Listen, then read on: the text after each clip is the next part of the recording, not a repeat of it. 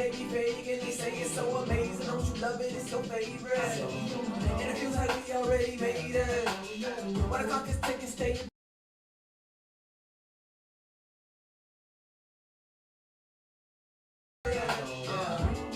I'm feeling recharged, energized, on the verge of something epic. See it in my eyes. Don't be surprised when I bring this dream to life. OMG, it smells are so revealing, almost TMI.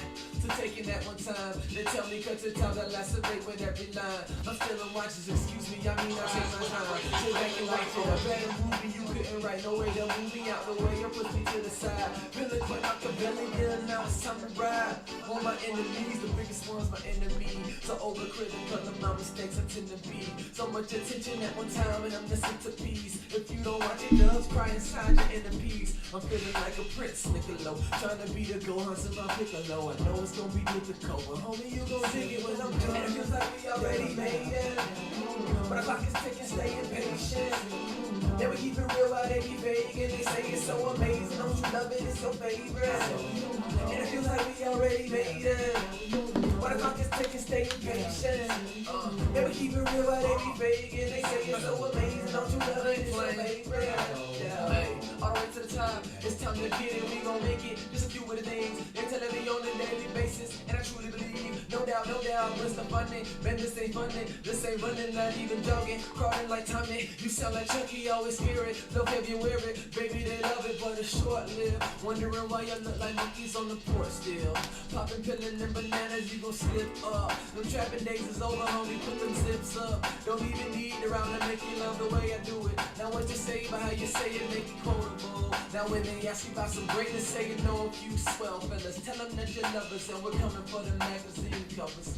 Yeah, we're good fellas. Tell them that you love us and we're coming for the magazine covers. Oh yeah. And it feels like we already made it, but the clock is ticking, stay impatient. And we keep it real while they be fake and they say it's so amazing. Don't you love it? It's your favorite. And it feels like we already made it, but the clock is ticking, stay impatient.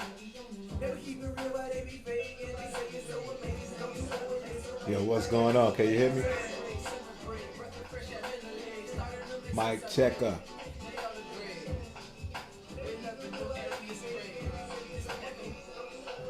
Yo, what's going on? Can you hear me? Yeah, it's working. I can hear you. I can hear you. You good?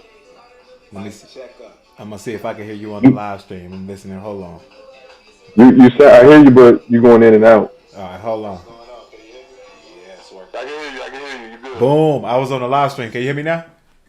I can hear you now. You good? Okay, cool. I was checking the live stream to make sure all the audio and everything was good, man. I'm learning, man. You know what I'm saying? Mm-hmm. You gotta check that shit, or you'll do a whole episode and be like, "Man, really, bro? We didn't get no audio." That shit had me It's all good. That shit happened a How you couple been? episodes ago, man. I've been cool, bro. I've been actually work been a bitch, man. To be honest, but you know how it go, man. It's life. You know what I mean? No grind, no shine. That's it, man. How you been, fam? I've been good. I see you just got out of jail. What the play was? We just talked about it in the last episode that I posted too. We was talking about because we had said when we was asking niggas, you know, when they joined, and I said I had joined in like '08, and I said I got banned for calling somebody a cat or a cracker or something like that. You ever heard of that? Okay, so cack is slang for Caucasian. Crack ass cracker. Crack ass cracker. Caucasian, yeah. So we say that shit like, yeah, but I call somebody a cracker or a cat because actually it was Legend Killer 03. That nigga on my. That again, you breaking up. Oh, my bad. Hold on. Let me get my my mic right. Hold on. Can you hear me now? You can hear me okay? Yeah, you good. You good. It was Legend Killer 03. Yeah, I think your video a little bit delayed. Okay, you good. You good. It was Legend Killer 03. I blocked that. Nah. Yeah, I blocked that motherfucker. He crazy. Yeah, that's who it was. He got the Confederate, the rebel flag for his logo. Yeah. What did he? I forget. Man, this nigga was every time he make a comment, he'll say some racist shit. And I added Ronnie, and I was like, so this okay, Ronnie? That's okay. You good with that? He don't say nothing. Then I call a nigga a cracker, and I'm banned like that. Like I was like, man, fuck y'all, man, whatever. Yeah. So Yep. and like you said, They wanna throw rocks and hold their hand. You know what I'm saying? Now when it comes to other shit, they be saying all type of other shit. You know what I'm saying about black bitches ain't shit and all this. That's right. But then when you say that, then it's automatic. Oh, they want to go run and tell and try to get you banned. Like, all right, I already see what it is. All that did was expose yourself. We know who's how to buy that account. Big facts, man. And the motherfucking comment he had made, it was some shit like we were talking about somebody was bleaching their skin or something. I can't remember who it was. Nigga was looking lighter in their pictures, and we was joking about it. He goes, "Yeah, nobody wants to be black. Y'all know nobody want to be black." Blah blah blah. I'm like, bro, get the fuck out of here. If you gonna talk like that, I'm gonna call you a cracker, and I shouldn't get banned for that. If you can talk crazy like that, you know what I'm saying? Yep. And that's crazy. And to tell you the truth, I'm not one of them niggas who. First of all, shout out Hurt Mathis who just pulled up, man. Appreciate you joining the BX podcast, my nigga. What's cracking? But I'm not one of them dudes. If I'm on a site and I get banned, you know what I'm saying? I typically don't go make another. Some of these niggas just be like, here's another account. I'll be like, bro, if I ain't part of this community, if I can't talk the way I talk, I don't even want to be part of the community. The only reason I even went and made I don't want to be on them. You feel me? But I was like, nah, I done started the BX podcast, so I'm going to keep it rolling. Now I did it on the strength of y'all fucking with y'all. You know what I'm saying? I'm like, man, I fuck with these niggas. I'm Appreciate that. rolling. You feel me? But really, I would have been like, that shit type of shit would blow me off a whole website, bro. And I'm like, man, y'all gonna ban me on some bitch ass. That's how I stopped fucking with Reddit. Because they'll ban you over if you ain't real sensitive ass nigga. Yeah. Anything, bro. Like, I think I asked a question in the women's sub on Reddit one time. And it was like, the question was, because we had been talking about weight loss. And every time you're trying to talk about weight loss, women will be like, but you know, there's some people who, they struggle with lose weight. I'm like, yeah, those people are real. But I was like, the question was, women, do you believe any % of fat people are accountable for their weight? Any %. Is anybody who overweight accountable for that? And I got banned for that. That's trolling. On Reddit. And this was it was in the Ask Women sub. So it wasn't trolling in like some random, we in the Lakers forum, you see what I'm saying? And I'm talking about fat bitches or whatever. I was like, how is that trolling? But I don't even fuck with that side. You do everything all that. Like, man, fuck that shit. Mm-hmm. That don't make no sense. That one, I don't see that one. I don't see how you know what I'm saying. But now it's like that cancel culture shit where it's like anything you say, especially online, that hurt somebody's feeling. You know what I'm saying? They trying to ban you, trying to get you off the shit, and bro, I'm so it's crazy. Shit. Yeah, and yeah. You know that cancel culture shit, bro. This is the thing that fucked me up. I used to be on the side of that back when I was younger. Like, some nigga do something racist, and then they'll be like, yeah, we gotta, his show's canceled. You know, that was when that shit started. And it was okay because it would be motherfucking. But now, I'm an older man. Even when it be a nigga doing some racist shit, I be on his side, bro. Which is, okay, I'm fucked up. I'm a fucked up person. I did some fucked up shit. But do that discredit everything I did? God damn. Yeah. You know what I'm saying? Yeah. I was the MVP in 1989. I have the record for most touchdowns in the game, right? All that shit is a race. You gonna take my Heisman from me, nigga, because I fucked up later in life? That don't even make sense to me, bro. Well, hey. Go speak your mind. Speak your mind, family. No, hey, that hurt, bro. Let me say this here, though, like, exactly what you talking about. As far as, like, the whole cancel culture shit, you can be the most successful person in the world, and if they found out you did something in 5th grade or got expelled from school in 5th grade, oh, my God, they're going to hang that shit over your head to discredit everything you've done. You know what I mean? Like, they found that for a reason to vilify you. Like, it's basically they're trying to find a reason to bring you down. And they'll go that deep to dig way back to your childhood just to say, ha, see? Nah. Yeah. And it makes the assumption that a motherfucker can't grow. You know what I'm saying? Right. I'm in my fucking mid-30s, dog. It's shit that I said to people and did to people 10 years ago that I ain't proud of, that I done learned from. Women that I dated, that I'm like, man, I wouldn't do that again. You know what I'm saying? To a woman I love. I wouldn't treat no woman I love like that. I learned. So you gonna take some shit I did 10, like you said, 15, going back to when I'm in school and try to hold, and now you get to ruin my jersey. John Gruden, bro. I'm a Raiders fan, bro. Right. I read them emails, but I don't know if anybody really read them emails because we in the age now where you could just say somebody said some racist shit. You feel me? I could just. And that's that. That's that, bro. I could just say the same with the rape accusations. I could just say you alleged to sexually assault somebody. Oh, you done, nigga. Your draft stock just fell. And I could just say I read them goddamn emails John Gruden read, and I ain't see one racist thing in them. I saw where he was cracking jokes on DeMaurice Smith. He called that nigga pickle lips or something. I looked at the picture. Rubber lips. Rubber lips. Okay. I looked at the. That was kind of picture. funny though. That was kind of funny. funny. That was kind of funny. And I'm a crack on myself here for anybody watching this shit. I looked at this nigga DeMaurice Smith picture, right? He looked like me. I got big ass lips. I got a crack on my lips when I was in school. I got the joke. Nigga got big lips. So I'm like, nigga, you just try to turn this into some race shit, nigga. He was cracking on your lips. He ain't say nothing like no black ass lips or nothing like that. Right. The shit about Goodell. They was like, oh, he made very inflammatory I forget what it's called, homophobic comments. If you look at the comments, he ain't say nothing about gay people, actually. He was calling Goodell a faggot, and not even in like a gay way, just like he's like, man, you an anti-football faggot. I ain't saying that's okay to say to people. I ain't saying that's some cool shit to just say, but I'm saying, bro, they made it seem like this nigga went out and was like, I hate men who like men.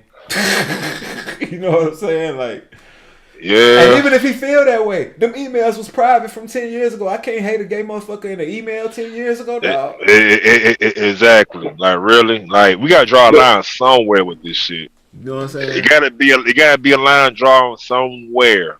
Don't know where, but somewhere. And yeah, I mean, it's like you can't even have an opinion no more. You know what I'm saying? If you can't have an opinion, you got to basically, say what the general public think. Or if you say something that's not, you know what I'm saying, the consensus, or you say something that's different, it's like, okay, cancel him. Cancel culture. So it's like, man, that's some bullshit. It make you just want to stay to yourself. You know what I'm saying? Like, man, fuck all y'all. Exactly. Mob mentality, basically. You know what I'm saying? Exactly. Mm-hmm. And look, that's a perfect segue into what my first topic was. Trey Songz.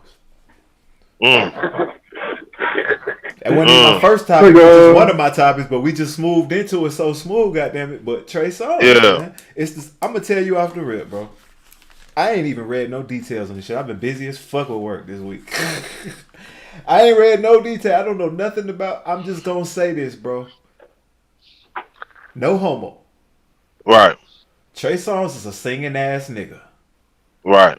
Trey Songz is a nigga that if he didn't have a deal and would never had been a singing ass nigga, he probably didn't have that much of a problem getting hoes.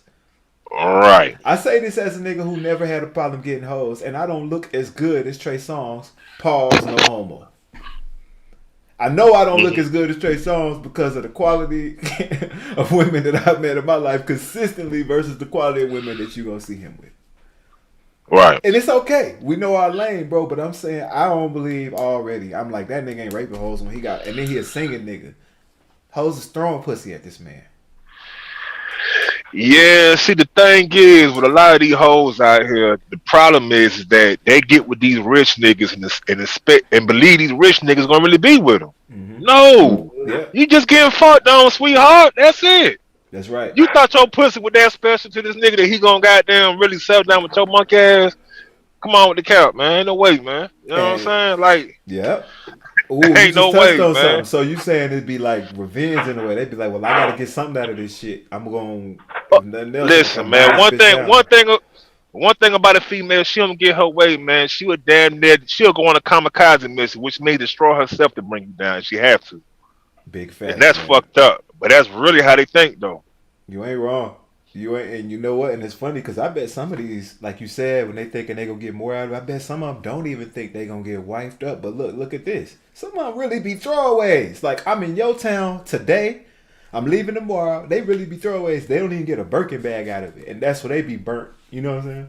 But no, but you know what I'm saying? With the social media now, how it is, even if you're not even trying to do that, I can go, if I fuck Trey Songz, you know what I'm saying? All I gotta do is talk some shit, say you rate me, say whatever, and now you got a social media platform. Now you trying to get on Love and Hip Hop. You trying to do this. You trying to do this. Trying to do this. Like, for example, who the fuck is Blue Jasmine? Where the fuck this bitch come from? And why is people even, you know what I'm saying? Why is she so important? Like, people even want to listen to her and put her on a podcast. You know what I'm saying? Mm-hmm. All because she fucked somebody. So that's where it is now. All these chicks trying to fuck somebody to try to get some clout, to try to transition into social media, trying to get a bag. Yeah. And I mean that too, and not to mention, I ain't mean to cut you off, big homie, but no, I you was gonna good. say like to take it like a layer deeper. A lot of this shit is being, you know what I'm saying, controlled to kind of neuter the black man presence. Like basically like, all right, we're gonna show you niggas that we're gonna let these women say whatever outlandish you put, whatever jacket on you, and we're gonna stand behind that shit and watch each and every one of y'all crumble. Not saying every nigga is innocent, but a lot of these cases, these niggas be innocent, and when they get innocent, it be quiet. You don't hear shit. Like the outrage, you don't hear the same like energy like for the outrage as in when somebody's acquitted of some shit. Hmm. Absolutely. It should be a law. Like if ESPN or CNN spent 7 minutes a day for however many days talking about my fucking rape accusations, if I get found not guilty, they gotta spend twice that amount of time talking about that shit. No, not only that, Right. not only that. That's called. I forgot. I think it's called libel, where it's like, okay, I can Libel. sue you, and now you liable. You discredited my name, and now you owe me. Fuck talking about me. I want a bag. How much Right. money I Yeah. made in advertisements and viewership that you when y'all were talking about me. Now that the shit not found like I'm not guilty or a false accusation, I need a check. Yeah. Because I'm about to say some shit. It's gonna be real controversial, man. This ain't no disrespect, man. I came up with a single black mom, and she worked hard. You know what I'm A lot saying? of us did. And I think it's a Right. lot of women who do what they gotta do, and they do work, and they because they have to, and they go and they work, man. But I'm about to say some real controversial shit. But in my career, man, I manage and have managed a lot of people, man. And what I've noticed with women is this, and this is women across all races, is this. Across all races, what I just said, right? Not just black women. I ain't shitting on black Mhm. women. In general, bro, women don't really want to work. I'm just Boom. gonna, in That's it. general, women don't really want to work. Okay, I'm They gonna be really, real they with you. really don't. They work up until a certain point. Like it's a thing they want to treat work how we treat fucking hobbies. Like, oh, it's cool to do. Like when I feel like it, I go hoop. I lift weights every other day. They want to work, but here's the thing: a lot of like if you see a lot of white and Asian women, right? Not to sound like Kevin Samuels, but they figured out that if I marry and get married in college or fresh out of college, right, or before I hit my 30s, then I can get myself out of the workplace or get myself to a point where I'm only having to work part time, right? Or then they start filling their days with charities and other shit, right? Right. But because black women, first of all, shout out to Megawatts, man. Shout out to the OG, man. Appreciate you pulling up, bro, big bro. And I just gave my opinion, Megawatts, in case you're here. I just said, man, I think in general women don't want to work of all races. With that premise that I believe that women don't really want to work. You know what I'm saying? And men don't want to work, but the difference is with us is we kind of understand from the time that we enter the workplace until the time that we retire or whatever, we understand there's nobody bailing us out of not having to work. Right? Men Right. understand the only thing that's gonna make me not work is if I hit the big bag. Right? I mean, that's really it. The only thing gonna take me out of not working is that I get the big bag that I'm working for right now. Right? Men understand nobody gonna come and give me nothing. We don't expect that we're gonna meet a rich or famous chick that's gonna change our life. You know what I'm saying? And even if our brother get on, we don't assume they just finna hand us nothing. So men just assume that we gonna have to work in our life. And women don't Yeah. start with that premise. And I say that to say Asian and a lot of Latina and white women, you see, they figure their way around that by getting married early. They get married out of college, they get married early in their 20s, and they become a housewife. And they proud to do that. They raise their kids, and they like, man, I ain't got to work. Damn, maybe they work part-time to contribute a little. And because so many of our black women prioritize having kids over marriage and end up as single women, or because they want to be career women in their 20s and not get married, they get stuck in the workforce. And what I've seen from in the past managing them is that at some point they all start trying to figure a way out this bitch. Half of them is FMLA, it's disability leave. You know what I'm saying? It's my kid sick. And then some of them is doing what the fuck we started talking about. This Trey Songz rape accusation. Some of them know Oh it's a fucking shit. bag. This shit gonna get me out of this job. I do not want to go to this job in Atlanta traffic in this Maxima that I drive. Hey, you know what though? I tell you one bitch you ain't getting that bad. The bitch who tried Drake. Speak on Funky that. bitch. Wait on No. it. First of I all, think shout outs to She, man. Appreciate you pulling up and joining us, big bro. no, like I read some where like I think Shawty had put like some hot sauce in the no Drake put hot sauce in the condom, I guess. You know what I'm talking about? I have And she not tried to heard turkey this. bake and she tried to I turkey heard base it. that shit. Yeah. And yeah, she found a new definition of gonorrhea, that motherfucker playing like that. Uh-huh. Ooh, Drake is a dirty boy. Yeah, yeah. You know what I'm saying? Hey, So she tried shit, to sue that no. man for that shit. That's a dirty bitch. How I smash you? I go in the bathroom, take the condom out, throw in the garbage. And you After leave. I leave, you go in the garbage, take it out old condom. You go, come on, man, you a dirty bitch. So you got whatever coming for you. If that story's true, because I don't know if it's true or not. But if it was, you a dirty bitch. What Lil Durk say? I was fucking bitches. I was acting unprofessional. They was trying to steal the kids, take them out my testicles. Yeah, Shout out yeah. to Lil Durk, man. These bitches really doing this out there. For him to even say that, for y'all to bring that story up, I mean, it's really happening. I remember I Cam mean, like that. Cam said a chick tried to get a turkey baster and take it out the condom, you know what I'm saying, and splashed it up in herself with the turkey baster. yeah. And do any of y'all got baby mamas? And first, and hold on. And shout out to College Boy who just pulled up on us, man. Appreciate you joining, man, as well, bro.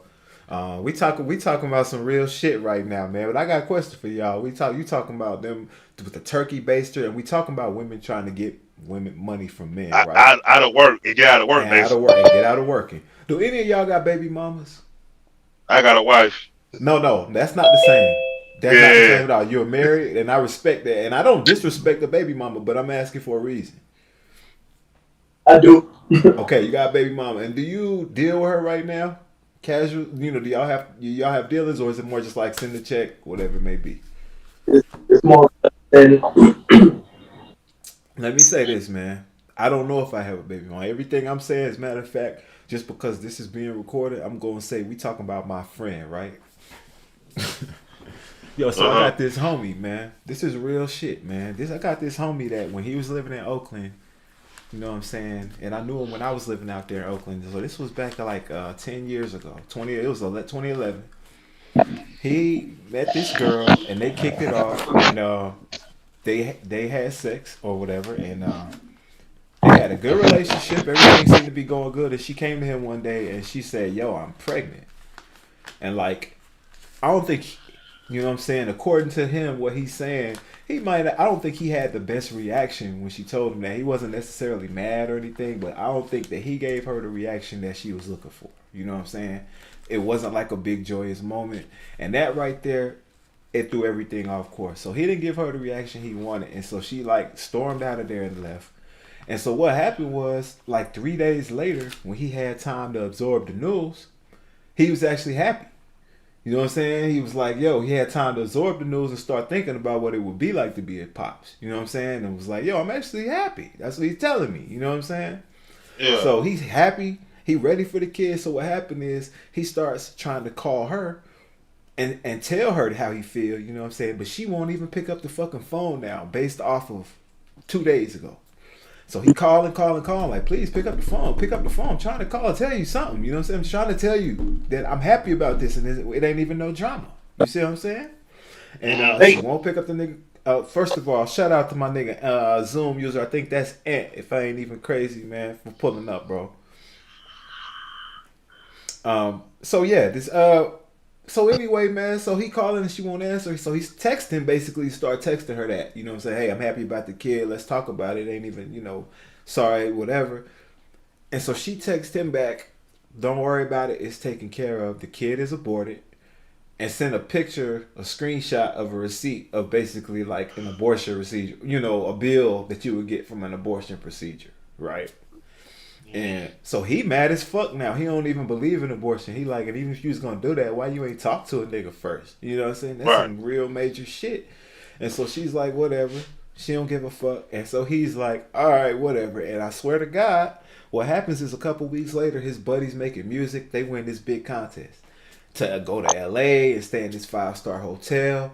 And so his buddies invite him. They like, hey, we gonna be down here, nigga. Come kick it. You know what I'm saying? We gonna be at Capitol Records. So he go down to LA, he kicking it, living life. And I'm gonna fast forward a little bit, man. Maybe a year or two down the road, this dude moves away from Oakland over to Atlanta.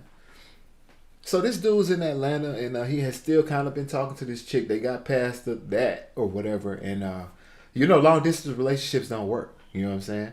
So Never. he moves.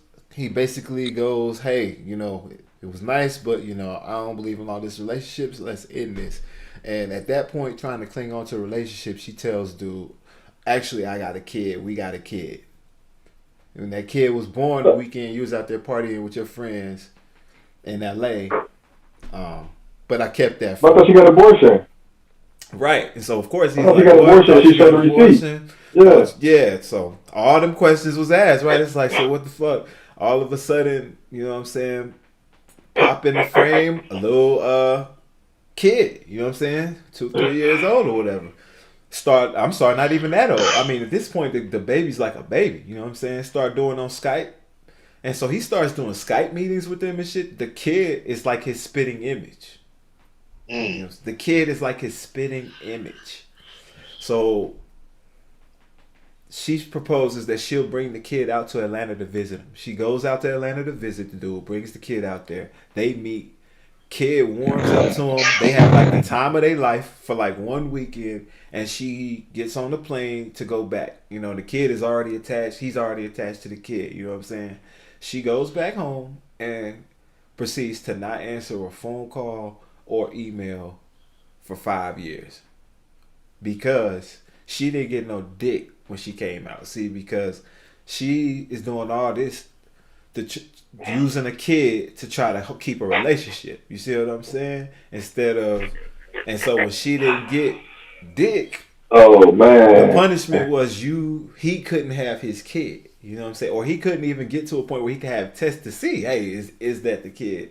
And so chasing her around for years and years. He was chasing her for years, not chasing her physically, but like, every so often with email or call to see if you get a response. And checking in, basically. Nothing and nothing, right? And so around 20, a couple years later, what happened was he started making music. He made a bunch of songs, right? And he actually, none of them songs ever blew. He never made a dime off of music.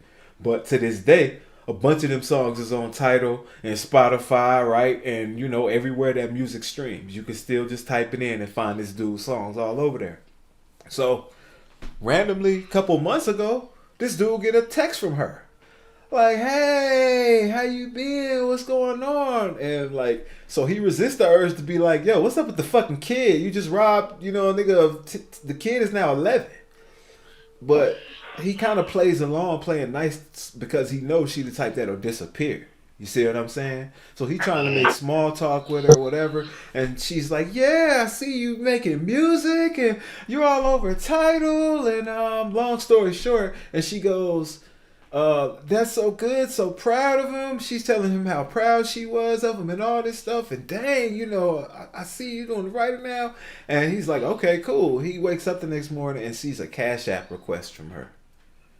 And so he texts her like, "Why are you asking me?" And she's like, "Well, don't you have any?" And he's like, "Oh man." So he's like, "Yo, I was, I was trying to get in contact with you for years. You didn't have nothing. Now you hit me up to ask me for money." He was like, "Don't ever contact me again asking me for money." It was like, "Man," and he goes, "As a matter of fact, you should send me some money the next time you contact me for my time and my trouble." And all jokes aside, it's a long way of saying what a woman will do. She down the road, she thought a nigga had a bag, right? I do got the bag. It just didn't come from the music that she thought, right? Or he got the bag. It just didn't come from the music that she thought. But the point was, soon as she thought that nigga had a bag, she coming out of nowhere, right?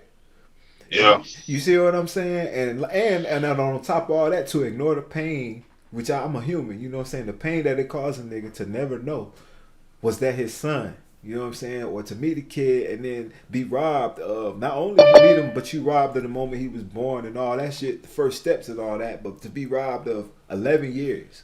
That you, for all I know, you know what I'm saying? For all he know, that kid could have been the next fucking Steph Curry. You'll never know because you wasn't there to develop the next Einstein. You see what I'm saying? So I won't hog the mic, but just my story of a personal friend who has gone through that type of bullshit. And shout out to Johnny Cage, man. Everybody who pulled up, man. Yep. You know what I'm saying?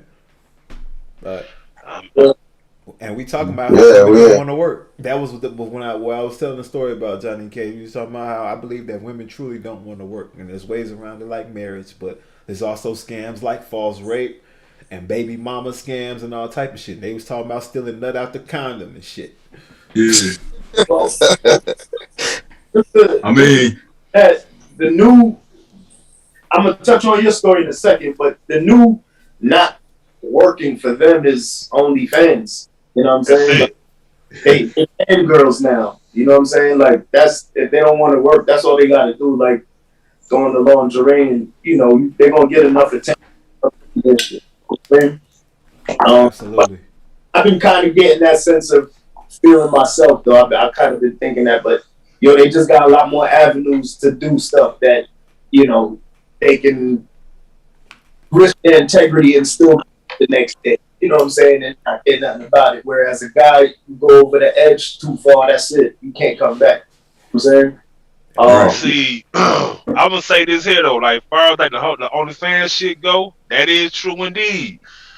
But you gotta have a big following to be successful. Other than that, you the goddamn rapper at the gas station trying to goddamn pay all them CDs. SoundCloud, you the SoundCloud rapper. That's what you is. Man. Here's my link, y'all. Here's my link. Go buy my OnlyFans. No, bitch. No. The fuck? I just Google your name, bitch. You'll show up on Reddit somewhere. You'll show up. Fuck you mean?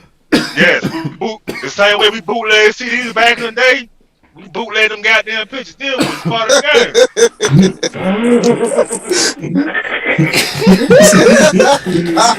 Oh man! Big fat corner for the hoes. Big fat corner for the hoes. Yeah, bitch. Go ahead. Oh man! As much as I see them get a post on the daily on BX, it's so much on that, man. It is, and that's true. I'm not gonna lie to you. That it really is a lot of them out there doing it, and I laugh at them because I'm like, man, this like the strip club. Like strip club and the trap is synonymous to an extent, which means you gotta have the end game, right? You know what I'm saying? Yeah. You gotta have an end game. You can't just do this shit just think, I'm gonna just sit back and get it bad. No, shout, this shit gonna last just for a minute. Whatever I got is gonna. The strip club is attracting females. That's what's up. Right. Hey, first of all, man, appreciate you pulling up, big brother. What's going on with you? What's up? This guy my back bad from a long drive. Man, nah, you good, joining, but like I said, all in all, like as homie said, like the strip club and the track, like I said, it's synonymous. It goes hand in hand, which means after a while, you're gonna have to, leave the game and figure something else out, move on to your next endeavor. You know what I'm saying? Absolutely. And I'm gonna speak on that, Johnny Cage. You got it. No, I was just gonna say what that nigga Pimp C say. Pimping ain't dead. It just moved to the website. Okay. But for real. But it's funny that what you mentioned about the strip club, because I want to point something out, man. If you go back to like the mid '90s and the time before that, like a movie like Players Club is a good example, right? And any movie like in that time where some scene where niggas went to a strip club. Let me explain. It was always this scene. Like even go back in the '80s, a white movie like the Revenge at Porky's movies, right? Right. There's always a scene back then where niggas will go to a strip club and then they'll see a girl there that they recognize, right? And then the girl there that they recognize, it happened in Varsity Blues too. Yeah. The girl that they recognize in the strip club will be embarrassed, right? And so she try to find her way out of not dancing for them, right? Or maybe leave or try to avoid the situation because she doesn't want guys to know that she does this, right? Right. So the opposite. We've moved from a society where, see, you had to make a choice if you was a woman and wanted that bag back then. You had to make a visible choice that you knew you would be stained by, like, I'm going to be a porn star. I know I can't, my family ain't going to hate me. Or I'm going to be a street walking hoe, literally to be an escort. You had back page back then, so you had to get on the corner in fishnets and declare, right? Like, I'm a hoe. So you had to put that stain on yourself. You couldn't hide. Or third option, you had to be a stripper, and again, it was a connotation to it. And now it's like we've taken away that shame so that like they all feel like, oh, I have OnlyFans and I go to work on Monday. Yeah. I don't know, bro. I feel like OnlyFans is a gateway drug. Like, yo, you start doing that, all right. It is, I I mean, mean, it's the same business, bro. Yeah. hey, Yeah. that's exactly what it is, though. It is a gateway because when the man get low, Mm-hmm. You them just hoes get desperate and do damn near anything to get some money. Yup. That's right. the chicks just not getting a check from Vivid. You know what I'm saying? But it's the same thing, and they doing things as the cam girls. You know what I mean? Yep. And Yeah. I'm gonna keep it 100,000 million right now, man. Your boy pimped. Your boy was a pimp for like 2 months. There you go. What you mean? Your boy was a pimp for like 2 months, man. So Story Nigga said, time. nigga, you heard me. and the story ain't, cause pimping ain't cool. The story, I'm gonna tell you for real. I met a chick How out many there. runaways you had? Was you a pimp So- or a papa pimp? Man, let me explain. Papa real pimp. Papa Pimp. So I see this beautiful chick. I had just got to LA. This is 2013 or whatever. And I don't, first of all, let me explain. I do not pay for pussy. I do not. If I thought a girl was a prostitute and I knew that shit, I I'm not left even. that light blade. That nigga. Right here, to get the legal disclaimer. Let me say this. No, if I knew a chick was a hoe, I wouldn't even judge her. I'm saying, but I definitely ain't trying to holler at her, right? Like I don't want that. I just saw what I thought was a beautiful chick, and I'm in Hollywood, near the Strip, in an area where it's not where hoes could be, but you're not necessarily on the hoe stroll, right? Like, and it wasn't like 11 p.m. at night. This is like 3 in the afternoon. So I'm like, oh, but out there, yeah, hoes be hoeing at 3 in the afternoon. But anyway, so I started just chatting this chick up. I'm just trying to get the number. I get her number. I hit her up later, and she hit me with the line that any nigga probably been hit with when he didn't know he was talking to a working girl. You know what I'm saying? And she's like, oh, my time is whatever, something. We start talking. And I'm like, and I just cut it short. I'm sure I said what I say to any time I said to that, like, oh, I'm sorry, I don't pay for it. You know, and on top of that, even if she would have been like, oh, nigga, well, you ain't gotta pay. You can just come. I'm like, nah, nigga, I don't want it. Everybody, you know what I'm saying? I don't do that. So Yeah. but she goes, we basically end the conversation casually. It wasn't no mean shit. It was just like, nah, I ain't into that. But it was like, cool. Shout out to Niru, no comment. No comment. Yeah, my nigga pulling up, man. Shout out to Harlem, man. Appreciate you pulling up, big dog. Harlem World. But so I'm just telling the story, my pimping story real quick, man. So anyway, I get a text from her a couple days later, and she's like, man, we in LA. And she's like, man, I just got this gig. She's in Inglewood specifically or whatever. She's like, man, I got this gig out in Riverside. This nigga trying to go. I just need a driver / type of protection or whatever. She's like, and I'm like, so what were we doing? She's like, I just need you to drive. She didn't have a car. I had the Impala. She's like, nigga, I just need you to drive, and you know, you can either come sit in the room or you sit in the car while I work with the tricks, and I give you half or whatever. And I'm like, I was broke as fuck. Did not have a job yet. Took the work. You know what I'm saying? We drove out there. The room. I sat in the car while she worked with the trick. I got half the money, right? Yeah. So this is officially pimping. This is all in our agreement. So, and we basically, I'm telling you, in this life for 2 months, I didn't have no day job. I didn't have to work no day job, but I was always fucking like borderline broke because money going back into, you know, first investing on the online ads, right? Money going into a new hotel room every other 3 days, you know what I'm saying? Money going into the gas as we driving. We was going everywhere from Riverside, you know what I'm saying, to LA, different parts of LA County, you know what I'm saying, San Bernardino. And then All that add up. end up out in Vegas, my nigga. You out there. You Now out there. Vegas, now the real trick to Vegas, if you pimping or if you just on a vacation budget, is you don't stay on the strip. They got all these fucking, if you go over by the military Air Force base, they got all these extended stays that are nicer than, you know, they're not nicer than strip hotels, but they're pretty cheap and nice. See what I'm saying? So we end up out there pimping, and it was basically like every day. Like I said, you buying weed, you buying drink, you buying a room, you got just enough money, and now you need her to flip enough tricks to make the, you know what I'm saying? So you ain't really stacking nothing. You know what I'm saying? So long story short, after we spent a month in Vegas doing that shit, I realized I still need a fucking job, bro. Now, again, I ain't saying that's every pimp experience. I'm just saying you really doing that shit and you really in that life, and that's how them strippers should be. And now they buying Birkin bags shit. They seeing bigger money than I was, but they buying big expensive shit, and they doing the same shit that we was doing. They in a room now, and that bitch will do anything to get that room. You know what I'm saying? And I'm putting the pressure on her. And I ain't have to put hands on her, but I'm like, yo, so what you doing? And, nigga, and she being picky. See, you ain't never had to pimp a bitch. You ain't never had to deal with a chick who's selling her pussy. You know what I'm saying? But she still got standards. So she be like, I don't want to hit him back. That nigga creepy. He doing too much. I'm like, yo, bitch, he the first nigga to hit you up today. You better call him. money. You better call that. Bitch, go get that money. Like, This nigga was hustling flow. but that was it. That was my only experience with that, man. I need you to grab that steering wheel and say, I'm in charge.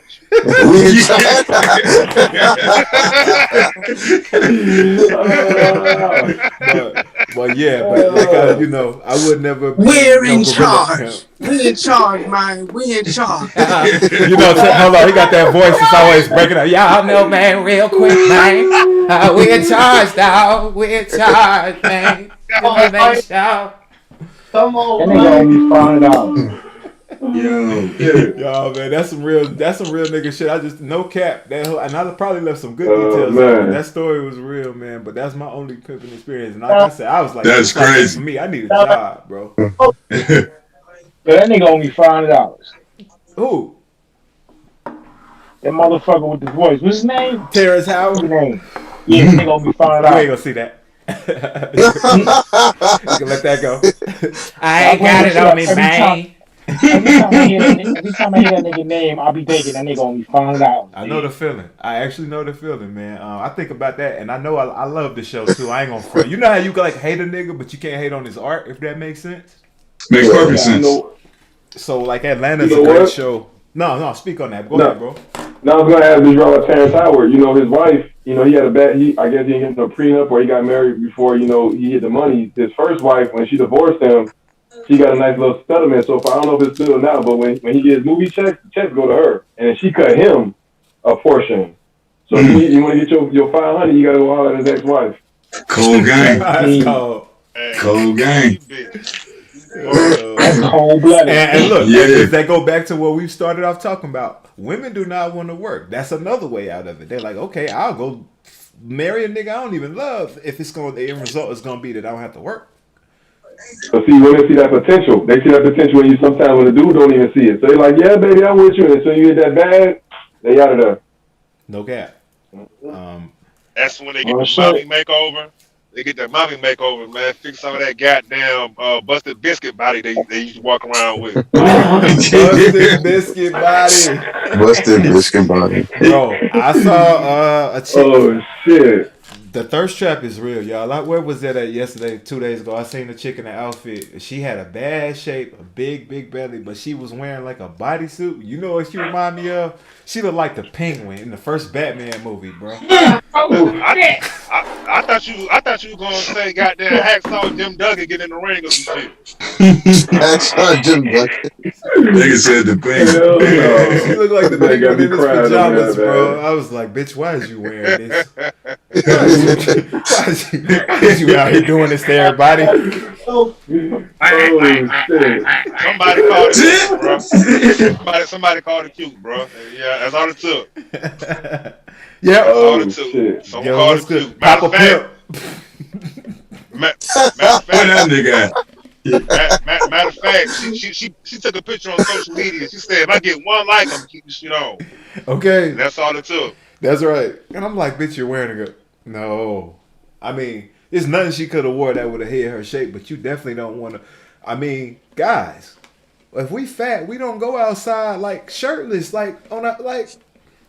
Unless you're bone crushing. Big sweaty motherfucker, man. Yeah, unless you like one of them Rick Ross niggas and everybody know you got the bags, so you don't care. Right. Even the fat niggas going to let me fit club, so that shit don't matter.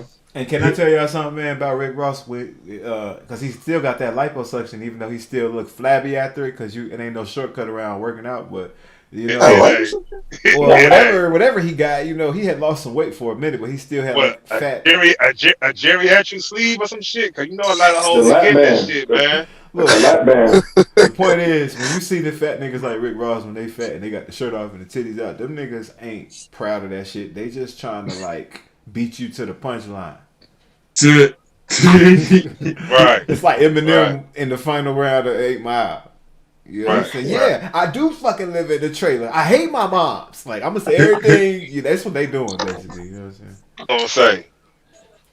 That's crazy, man. So now we got grown men goddamn going to Dr. Miami now. That's some amazing shit. Yep. Yo, like, did you ever think that you would live to see the day where that's happening? Yo, I never thought of it, man. Then on top of that, man, for Funk Flex to goddamn stand on that shit, I'm like, whoa there. Like, my nigga. Yo, man, Fat Transfer Flex. Yeah, right. Wait, so he got surgery? From Master Flex got surgery? Yeah, Fat Transfer Flex got hooked up. You know what I mean? He got that body right. He got that body right, Transfer man. Flex. He got that body right, man. Can't tell him shit, man. Go ahead, Megawatts. I said Kanye went and got that before his wedding, and so did Drake. Yep. Ooh, fact. Yep. Yeah, surgical summer. Question for y'all. Question Question for Got y'all, pec man. implants. Would you do that That if it was was free? calves done. No, It's calves. No. Yo, I'm not doing no surgery. I ain't got on the Yeah, I'm scared of the yeah. needle anyway, and knives and shit like that. You know, right, like, yo, if I'm getting surgery, it's because I need it. You feel me? Yeah. Like, I ain't going under the knife for nothing cosmetic. Like, Life if I'm or death. scrawny, yeah, like, nigga, I'll eat and hit the gym. You feel me? Yeah. Oh, They're gonna look funny regardless. Absolutely. Really, yeah. Exactly, nigga. Exactly. Bro. Like flea market, like a flea market designer. Just something about that bitch look off. It's like here's the thing, and we kind of touched on it like in the last episode or maybe the episode before, but like, yeah, dudes, we like for the most part, and I guess when you're a millionaire it's different, but for the most part, dudes can't afford that shit anyway. We don't be thinking about that. We maximize our level. We either decide to improve our level or we go, hey nigga, this is my level. Fuck that. I'm getting hoes. Like, we don't do all that. I ain't getting no fucking surgery, nigga. I'm happy where I'm at. exactly. You know what I'm saying? Thing is, Six-pack implants. I can't even get out what I was gonna say. You got a 6-pack sitting on top of a pot belly. Yeah, exactly. Niggas be going to the doctor getting filled up with vibranium. Like, hold up, nigga. Fuck around, be Wolverine, man. Right. Like, nah, bro, that ain't it, home. You got chiseled, right? How you got chiseled abs, but nothing else is chiseled. Exactly. Your abs is the last thing to come. You know what I'm saying? Exactly. How that work? Right. I mean, like, when you see a chick with a big fake booty and the thighs don't match, we all know what they look like. You'll be like, it's not like you fool nobody. You know what I'm saying? If you was a chick with big thighs already and a small booty, then you should get a fake booty. You ain't lying, man. You ain't lying. Like you said, like the goddamn nigga with the goddamn 6-pack abs and the auntie arms. What is it?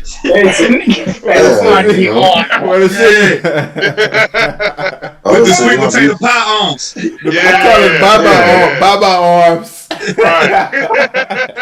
You gonna have a flat stomach, big booty, but have ground beef arms. Come on, man. Y'all dirty. Light Blaze cracking up over that, man. Come on now, son. Ground beef arms. Hey, he get his ass in that gym room. In the weight room. Yeah. And you watch him goddamn try to lift some weights. Oh shit. It be him. It be him in the bar. No weight. Like 2 tens maybe. That'd be about it. And some cats, and I see that in the gym too, where some people really do work out, but they only do one fucking exercise. I see some cats come to the gym, don't lift no damn weights, then go hit the curl bar. I'm like, nigga, you gonna have biceps and be fat, and then don't do nothing else? You just gonna have skinny legs, skinny arms, no chest, but you got biceps, nigga. You curling. I'm like, what's the workout goal, man? So yeah, that's like a slice of pizza. Man, what y'all smoking on, man? I ain't smoking on shit. Oh, I see you over there rolling up. Smoke one for your boy. Yes, sir. Yes, sir. And I got the answer. It's called synthetic pee, man. They over there, boy. They sell it in all the grocery stores, man. Nah, don't tell me you got a Whizzinator over there in a drawer somewhere. That's exactly what it is. It's not called that, but that's what it is, man. Yeah. Pushing P. Yeah. On God. And that shit has been 10 years strong. That shit Oh works, man. shit. I need some more. Hold up, what up? There's like a so you can buy and they sell it in like literally all the corner stores out here in the ATL, bro. It's what it's called. I'm about to go get it, man. On God, if y'all don't mind, I'll go get that shit. Hold on. Give me like I 10 heard about seconds. that shit. Give me I heard like about 10 that seconds shit. and I'm not even capping. Hold on.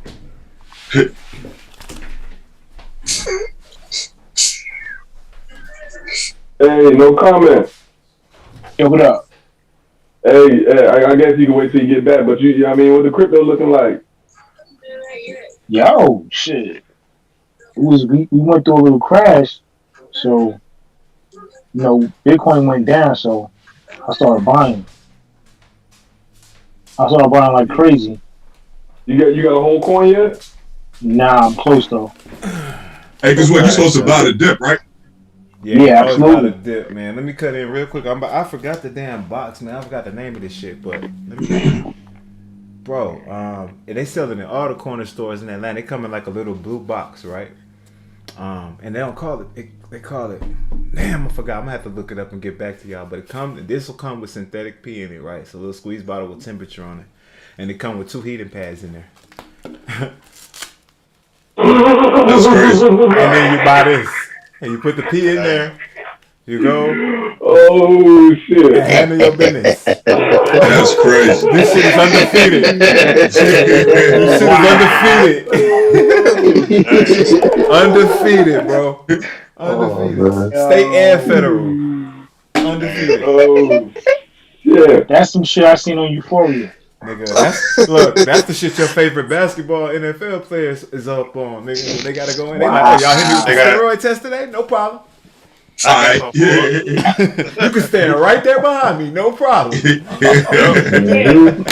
Motherfucker. Yep. Oh, Yo, God. that's crazy. That ain't nothing, bro. And they sell that shit in every store out here at ATL. I forget the name. I promise I'm gonna put a comment in the thing tomorrow. I forget because I usually just go in every couple months and just buy one just to have it on deck. You know what I'm saying? They're $10. The kit, the little strap on thing you saw me, you gotta buy that extra. That's like $25, but it lasts forever. Then you just buy the little bottles and they cost like $10. You straight? Yeah. You straight, bro. Shit done changed. I've been using that shit since that 2011, bro. For real. Yep. That's crazy. So thank you. Yo, Shout but out to them. Yo, like you was talking about you talking about the crypto. Yeah. Yeah, shit crashed like it wasn't like a serious crash. I mean, it was a whole lot going on. Like a lot of miners are in Kazakhstan, and they got issues going on. Anybody seeing what's going on in Kazakhstan? On. Can I stop you just for a second? Just for What's up? Go ahead. When you say crypto crash, like are you talking about all of the different coins, or are you talking about a certain coin like Bitcoin? Nah, everything was down. Yeah, everything was down. Damn. The whole market was down. Okay. But the regular market was down. The regular stock market was down too. So like everything was down. But as far as crypto, well, as far as Bitcoin, it was some serious issues going on in Kazakhstan. They damn near, I think, to a civil war and shit. Like I seen some video the other day. He was beating the shit out of cops over there. Okay, damn. Yeah, shit is popping off over there. And the thing is, when China banned Bitcoin mining, a lot of miners moved to Kazakhstan. So when Kazakhstan had their issue, they cut off the internet. And they cut off what? They cut the internet. They cut off the internet. So like, couldn't nobody mine. It was it kind of hit the miners real hard. But you know what I'm saying, when miners fall off in one part of the planet, somebody else just pick up the slack somewhere else. So it wasn't that much of an issue. It may have had a little bit of an issue to do with the crash, but also the Fed came out with talking about they were going to raise rates. So that also had an effect on Bitcoin and the market. Yep. So yeah, but you know, I'm a maxi. You know what I'm saying? I fuck with Bitcoin, so yeah, it looked like a discount to me. Yeah, and so I'm hoping to go down more. Right. Whoever asked buy the dip, that, and I can tell you that is just a theory that goes across Bitcoin, goes across stocks, any commodity, you know what I'm saying, like that you believe that the value is higher than where it currently is, buy the dip. Like AMC dropped. AMC dropped to like I think 21 or 20. I bought some more of that. And options trading, I got into that as well, and I lost a good bit of money, but I learned my lessons. But options is another way, and it's just basically it's no different than it's different than sports gambling because it's less random. But options trading is just the next level of that. For instance, you see if the price is at 20 and you think the price is going to go to 30, you can buy an option that says, well, I believe, by February 12th, it'll be at 30 or more. You know what I'm saying? Hold on, those days, like, how you lose money, and then, like, after losing, like, what did that teach you? Like, what did you learn? Okay, I lost money because, and it was actually on AMC, but it's because it's all about timing. You can, so I made a call option, which is, and I said it for maybe 4 weeks out, which is, I think that this price is going to be higher than it is now on this date, and I think it's going to be so much higher. If it is higher on that date, right, and I have win the trade, right? Now, one option is equal to 100 shares of stock. You know what I'm saying? So that means if I buy it at $20 and think it's gonna go up to $25 in next week, just to put it in simple terms, you know what I'm saying? If that stock went up $5 and that was what my call option was for, then that's 5 times 100 is what I made, right? I just made $500 and I didn't even own the stock. I just sold the option to buy the stocks, right? Now what happens is if I buy it at 20 thinking it's gonna go to 25 and it falls to 18 or 15, you know what I'm saying? Then I can't sell that for any profit and I'm eating a loss, the money that I spent buying the option. You know what I'm saying? And in my case, I had really went all in. And for me, all in wasn't a lot. I didn't do everything I had, but I put $1,000 in AMC and I lost it all. $700 thinking I was gonna get it. You know what I'm saying? Quadruple it. You know what I'm saying? And that's one of the risks. And what I learned was never put all your eggs in one basket. And that's on anything. I bet no comic can speak on that for the Bitcoin. Well, yeah, yes and no. Okay. I constantly buy Bitcoin because I feel Bitcoin is going to be the next monetary standard. So I'm constantly buying Bitcoin. But at the same time, like you say, don't put all your eggs in one basket. So I got the majority of my holdings is Bitcoin, but I got all types of other coins. I got Loopring, I got Telcoin, I got Sandbox, I got Mana, I got Basic Attention Token. I got all types of different coins. You know what I'm saying? But I primarily buy Bitcoin because my goal is to eventually get to at least one coin because it's not enough coins for every millionaire to have a coin, and everybody wants Bitcoin. Bitcoin Can you back up what you mean by that? There's not enough coins for every millionaire to have a coin? It's not enough Bitcoin for every millionaire to have one coin. There's only 21 million Bitcoin. And it's more than no, it does not increase. It's a set number. Yeah. Once it reaches 21 million, that is it. That's why it's a deflationary asset. Can you expand on that a little bit more for the idiots out here? Deflationary. It doesn't. There's no inflation. There's no meaning the value of things that it can purchase will not decrease. Is that right? Right. Exactly. Okay. Like you look at the dollar. I think it's something like don't quote me on this because I might be wrong, but I believe it was like anywhere from 30 to 40% of the money that we have in circulation right now was printed over the past 2-3 years or something like that. So like the United States government is constantly printing more money, right? Which is why now we have this inflation issue. Right, which is why you know what I'm saying. Our grandparents bought homes for $20,000-$30,000, and exactly. Our home now is $300,000. Exactly. If you're lucky. Yeah, ATL, shouty. Yeah, but I fuck with Bitcoin because the value shouldn't go down. I'm not gonna say it's not gonna go down because nobody knows what the fuck the future's gonna bring. But for the most part, there's only 21 million Bitcoin. That number can't increase. Over time, the amount of Bitcoin that's gonna be mined goes down as time goes on. The amount of reward that miners get goes down, and you can only mine but so much more because we're getting closer to that 21 million number. And let me throw this in there about Bitcoin too. I lost not a lot, but I lost money on that years ago. But it was my mistake, and it's just a lesson for anybody listening. When you fucking with Bitcoin, don't be if you really trying to make the big money, don't be like me. Don't watch it every day and panic and sell because it dropped from where you bought it. You gotta ride that shit out. You know what I'm saying? Because that's the reason. Let me say one thing. You know what I'm saying? That's a long-term investment. I fucked up with that on Litecoin. My bad. Go ahead, Light Blaze. Now I just want to say, I'm pretty sure no comment can jump in and probably verify. But one thing when we talk about crypto, we gotta stress, and I'm a victim of it. Do not leave your shit on no exchange. Oh yeah. You told us about that, right? You basically gotta have it in a wallet, right? Yeah, you got it in a wallet.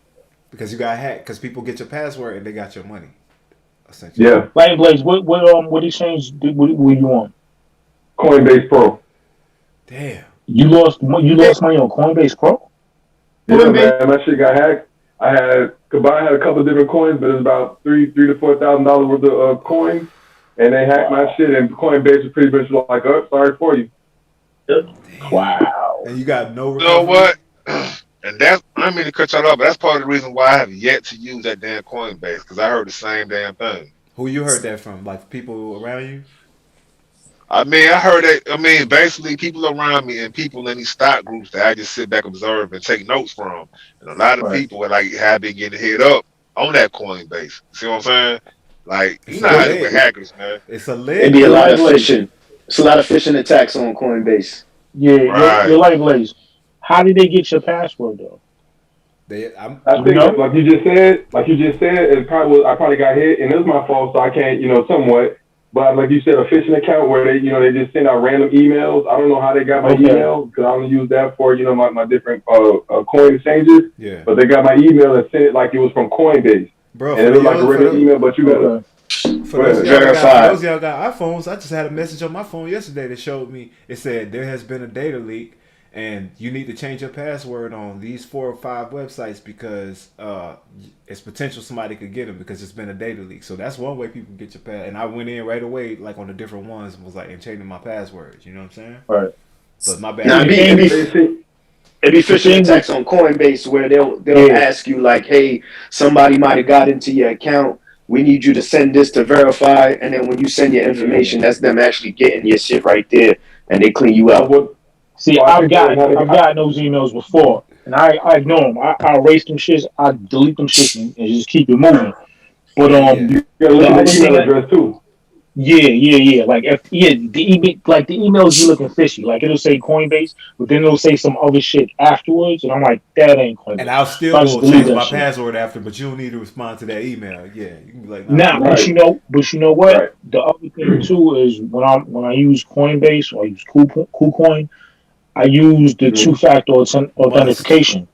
That's an absolute must. Yeah. Mm-hmm. Yeah. Mm-hmm. I use that 2FA automatic. That shit is automatic. Yep. And even when I'm trading, like I have it set to where if I make a trade, I have to go back to my 2-factor authentication to make the actual trade, to make the shit go through. Yeah, but don't keep your shit on exchanges. If you can help it, don't keep shit on exchanges. The only thing I keep on the exchange is something that I'm planning to move soon. Quickly. College boy, if you're gonna hit a lick on the Might As Well podcast, make sure you got that mic on. We want to hear the gunfire. Get some more views. This shit go viral, my nigga. So can I ask y'all real quick? I know you said no comment, but can you tell us some coins you looking at? That's a comment. My bad. Like Blaze, what you say? Say that again. Slow it up. I was saying, I know no comment probably already said it already, but anybody can jump in too. But have y'all, can you say any coins you're looking at that's, some new coins or some altcoins or whatever that look promising? As far as new coins, I'm not really looking at not new coins, nothing not new. new coins, but just different things you've been aside Bitcoin and different things you've been investing in recently. All right, hold on one Well, second. one thing you could always do, right?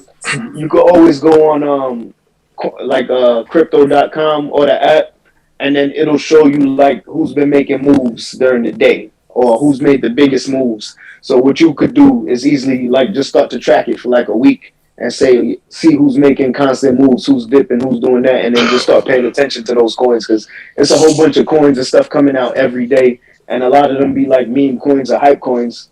Granted, people making money off of them, but you got to know what's what. Yeah. That's smart. Yeah, yo, That's smart. Appreciate that one.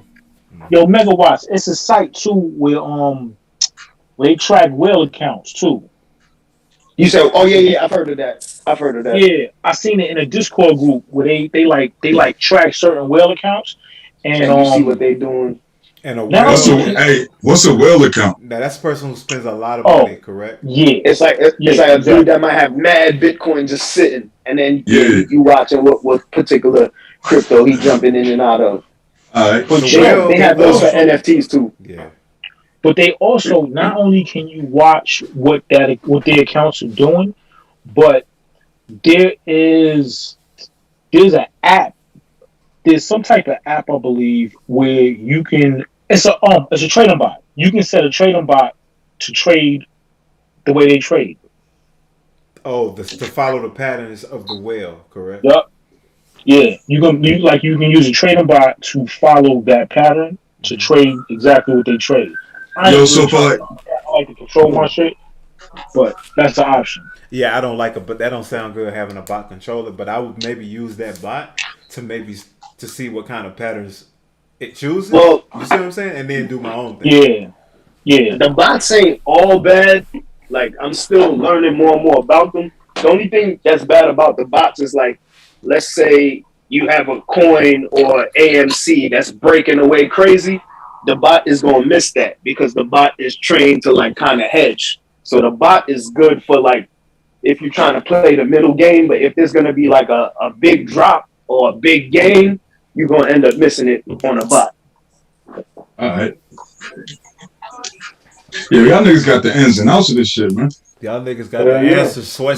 You trying for sure. You gotta pay attention, man.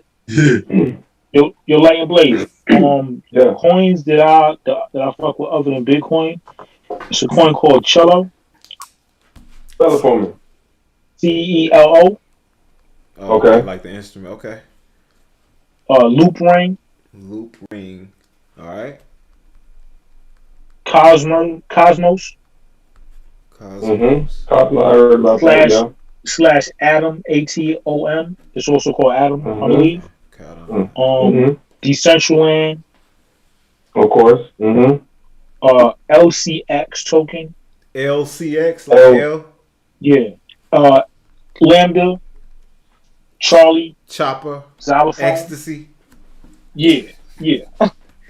That is a exchange coin. Okay. And what's the name of it again? LCX. LCX. Okay. Yeah. So that's an exchange coin. I don't know if y'all follow me on Boxden in the Guap section, but I like exchange coins because exchange coins tend to do well because they got an exchange behind them. Two, they have an actual utility as far as discounts. Maybe like CRO.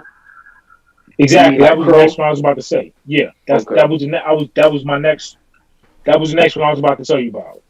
Crypto.com, Crow. I still got my Cardano bag. Still got that Cardano bag, but you see what the fuck Charles Houston's gonna do. You know what I'm saying? I'm still holding it down. You fucking with the Matic? I got some Matic. Matic. Spell that one. MATIC. Oh, okay. Making sure. These niggas try to get clever with the name. Sometimes we be like, "How you spell that shit, man?" Hey, the one thing I'll say is this, right? With all the coins that he giving out this week, or that y'all gonna start looking at, track them to date and make sure you see what they do for next week. You know what I'm saying? Because when the shit hit the airways like this, people watching, people listening, and I feel like that causes stuff to make moves. So just see how, you know what I'm saying? Just watch how they move for the week. Good advice, man. Good advice. And So check, I got a few more for you. okay. Alchemy Pay. Alchemy. Yeah, Alchemy Pay. Okay. ALCHEMY. Okay. Mm-hmm. That's that's like a payment. It's like a payment token. It's like a payment coin, and so basically damn, how to explain it? They have a lot of partnerships with different websites for payments. Like I think they have a Spotify a Spotify partnership. They got a couple partnerships. So that may be something good down the line. I got another coin called Anchor. Another one I really like is Compound. COMPOUND. Compound. And Compound basically you can put money. You can open a Compound account, or you connect your wallet to Compound, and you can give liquidity basically. Explain that. What do you mean? It's like staking. Yeah, it's kind of like staking, but it's different. It's like you're adding to the liquidity pool. So you're basically putting your funds into a pot where it's either lent to somebody. Oh, okay. Okay. You know what I'm saying? Yeah. So because you're in that pool, you get some of the interest that money accrues. I have to stop and ask a random question. What's up? Johnny Cage, man, where you get that fire hoodie from, bro? Where you get the Kobe hoodie from, bro? Oh shit! Where you get the Mamba Sports Academy joint from, bro? Send your boy one, man. What's a hooky boy with a link or something, man? What's the middle, man? I mean, nigga, the link is eBay. You went out like that. You went out like that, man. Right. You boo this man. Oh shit. Man, it's all good, man. It's all good. But appreciate these coins, man. This is good information, and would you have any advice, any of y'all, for because obviously somebody who just getting into it is not gonna go and buy all of these coins at once. But any advice for a first time buyer in general? You know what I'm saying? Advice to maybe anything. He already said it. Just stick with the Bitcoin. You know what I'm saying? At the end of the day. Yeah, at the end of the day, that's gonna set the trend. Everything is following what Bitcoin is doing. So that's why Bitcoin went down, everything else seemed like it was crashing too. So if you don't want to get caught up in the details, the only thing with Bitcoin, it's gonna move. I believe it's gonna go up, but other coins are gonna be more volatile. But if you don't want to do the work, if you like, I don't want to get into all that, just buy Bitcoin. Yo, hold up, but check it. I agree with what Mega Y said, but this is what you really want to do. When Bitcoin is going down, when Bitcoin is on the decline, go to CoinMarketCap and go to CoinGecko and look at the coins that are not going down. Look at the coins that are either keeping their level or are going up when Bitcoin goes down. That's good. Those are strong coins.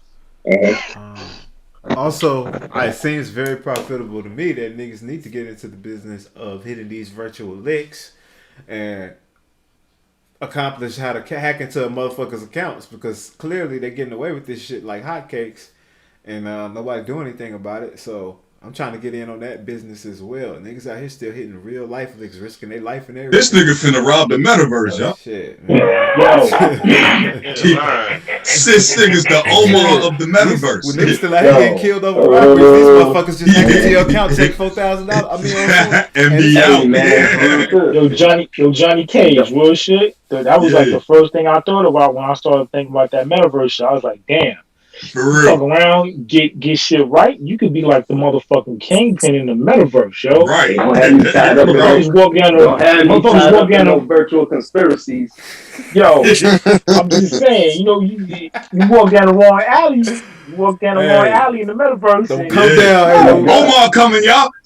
Don't come down Hollywood Colt virtually. We'll virtually give you $150, nigga, and take them Jordans virtually.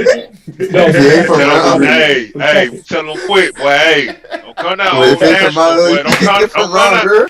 Hey, man, don't come down old Nat. Boy, you better stay in Midtown and Buckhead, home. Come to old Nat with that shit. You out of time with that. Reaching in your pockets and take your money, you out. Don't come around here, man. Don't come around here. No, but hold up. Cam Hold up, Yo, check it out. Y'all gonna laugh. Yo, check it out. Y'all gonna laugh, right?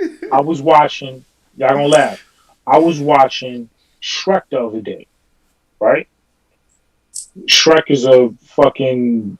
What is Shrek? Not a troll. He's Shrek. Yeah. Ogre. I know what he is. Yeah. Ogre. Okay. 2 seconds. I'm watching Shrek. I'm on my computer and I'm like, damn, I could be a Shrek in Decentraland. Now let me explain. When you go over certain roads, you gotta pay a toll. Toll bridge. Like if you had a certain section, like if people had to come through a certain section to get to wherever they wanted to get to in the metaverse, you charge a toll. That should be crazy, right? That's some crazy shit. Yeah. Toll roads. Hell yeah. I be on some other shit. That's a legal sticker right there. You want to get to Nike, you got to go down this road, or you can go all the way the fuck around. You know what I'm saying? The other shit I was thinking about was on some real trolling shit. You know how you got the trolls on BX? Yeah. Have trolls in the metaverse. I have like 10 motherfuckers just follow people around and fuck with them. You can either pay me 5 mana and I'll go away, or I'm gonna be with you for your whole trip, homie. Oh, man. This nigga trying to be tricking Big U, ain't he? Hey. He telling niggas to check in. Check in, nigga. Right. Right. Whack 1,000. It was a thought. Nigga say whack 1,000. Man, look, man. I'm with it. Because you know what? The real innovators is the niggas who learn how to... Look, man, if you're going to be a criminal nowadays, it ain't the move to be doing physical crimes, right? Cameras will have you done eventually, but you can still hide online. Why don't you tell these rappers that shit? Say it again. Say it again. He ain't hear you. Let's see. Can we talk about Black Youngster? Yeah. Black Youngster? Speak on that. So I'm gonna do a hit in my. So what that nigga done did now? So the hit. Go ahead and speak on that, Hurt Matthews. You brought it up, man. I'm gonna let you drop it on him, man. Oh man, I mean, allegedly. You know what I'm saying? Allegedly. Yeah. Allegedly. His like the Benz that everybody know that happened. That was at the crime scene for the Dolph shit. Was that white one? Friends. The white Benz, yes. Yeah. Was his old lady car that's registered to him? Yeah. Black Youngster. Come on, dog. Come on. In the middle of a beef where he disses him on his gravesite 2 days after he died. Hold on. You said that the white Benz that was at the murder that they drove, that's Black Youngster's car. That's right. No. Yeah. So it wasn't the name of his old lady. No. It's his old lady car. And the third person was arrested today after one dude had been in custody for a week. You know that mean that the first dude was telling. They had him in custody for a week, and then he was like, "Okay, y'all got number 2," and then you know what I'm saying, number 2 told on number 3, and so it's over. It's over at that point. But because they had number 1 for a while and they say nothing. Go ahead, she. Because he was talking. That boy was talking. He trying to witness protection. Yup. Yeah, I mean, but see, thing is though, and this go off on rappers and young niggas in general. A lot of y'all niggas ain't really put in no work or been through no shit. So your first mindset is I'm gonna get the pistol and slide and do whatever, not knowing the consequence that come behind you pulling that trigger. Right. You know what I'm talking about? Absolutely. Like that shit really sound good to these young niggas. Cause like I got goddamn 2 little cousins, 17 and 19, who both facing charges for for catching the body, two different occasions. You know what I'm saying? Yeah. And I'm like, why is y'all niggas even doing this shit on some petty shit? Like, what are you proving? Yo, oh, nigga, I ain't pay $600 for no Glock for nothing, nigga. Like, you nigga, really? Like this, you pay $600 for a Glock, and you telling me that just because you pay $600 for a Glock, that means you gonna just You gotta shoot, bust it. like, I got a Glock right indiscriminate. here. Yeah, that's funny, man. Hold on. First of all, shout out to Fat Kid who just joined. Everybody look at his avatar. He got a Drake pouring hot sauce on a condom. That's With the black face. They should have never gave you niggas data plans. What the fuck? But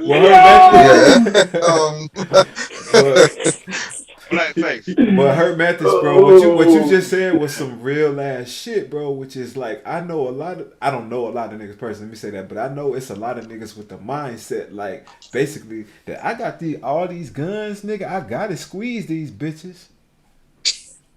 Wow. I gotta shoot something. And niggas That's foolishness though. Like that is a mentality, but that's like it's kind of like what we talking about last week. Like yo, how you change with these little young niggas, man? You feel me? It's like yo, like you get you a Glock, you get you something to protect yourself in hopes that I never have to use this. Yeah. You feel me? Yeah. Word, that shit like last resort. Yeah. Shout out to Fat Kid, man. That's hilarious. But just like when we were talking about Omar, just like the little shorty that shot Omar, these young dudes, they trying to get a rep on social media and all this other shit, so they trying to go after the big dog. You right. You know, so, you right. Mm-hmm. You right. Yeah, I was always taught that shit was like, that shit was last resort. Yeah, but and if you pull it out, like ain't no flash. You better use it. Nah, you don't flash. You better use it. That shit is not. That shit is ain't not. This ain't no show and tell. You know what I'm saying? Nah, this shit is. Niggas told me guns is not for scaring people; they for shooting people. Yeah.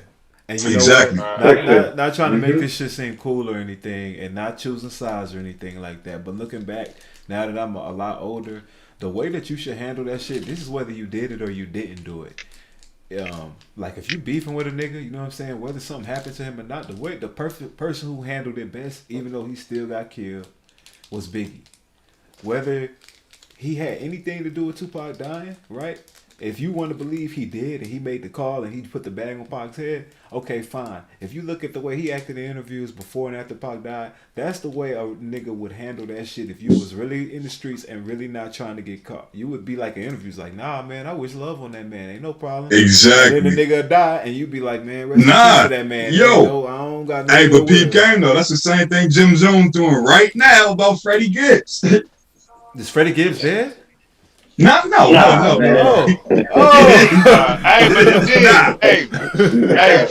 say, like, let's not even put that out there. Right. So, I'm sorry. Hey, now I'm gonna say this, like, far the Gibbs shit go, like, I got a personal partner.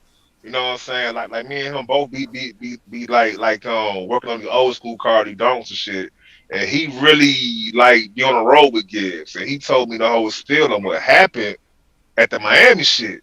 And Speak on it. And basically, a lot of niggas finna get mad, man. But guess what, y'all? It wasn't nothing but a food fight. I'm BX sorry. exclusive. Jim Jones, Say that again. Jim Jones, it was a BX food fight, y'all. A food fight. Like Blaze, what you looking like? Jim Jones ain't hit nobody. Gibbs ain't hit nobody. They was just throwing food at each other, bro. Like it wasn't. It ain't come out like that. But of course, Jim Jones do anything for attention. He even talk about his mama kissing on him and shit. So, you know what I mean? He's gonna use that.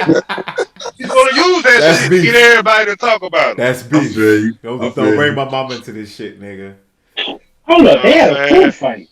That's Right. basically I'm still tripping off that.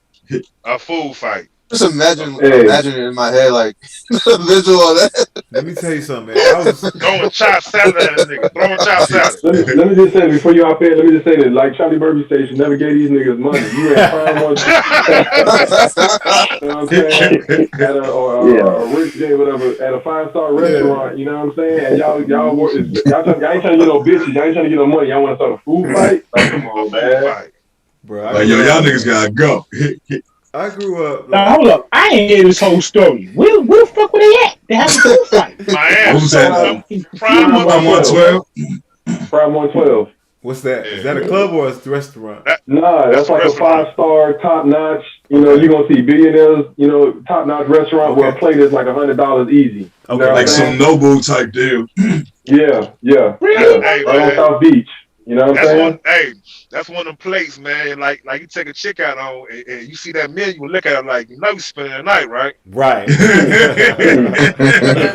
know what time it is. We're going to get in the parking lot. The parking lot. Fuck the spend the night. We're going to get it soon we leave this bitch. So now I get in the car, you already know what time it is. Okay. Hey, you talking about? Nigga, What's that shit Manny Fresh said back in the day? Hold on, bitch, you order from the fuck side of the menu. Yeah.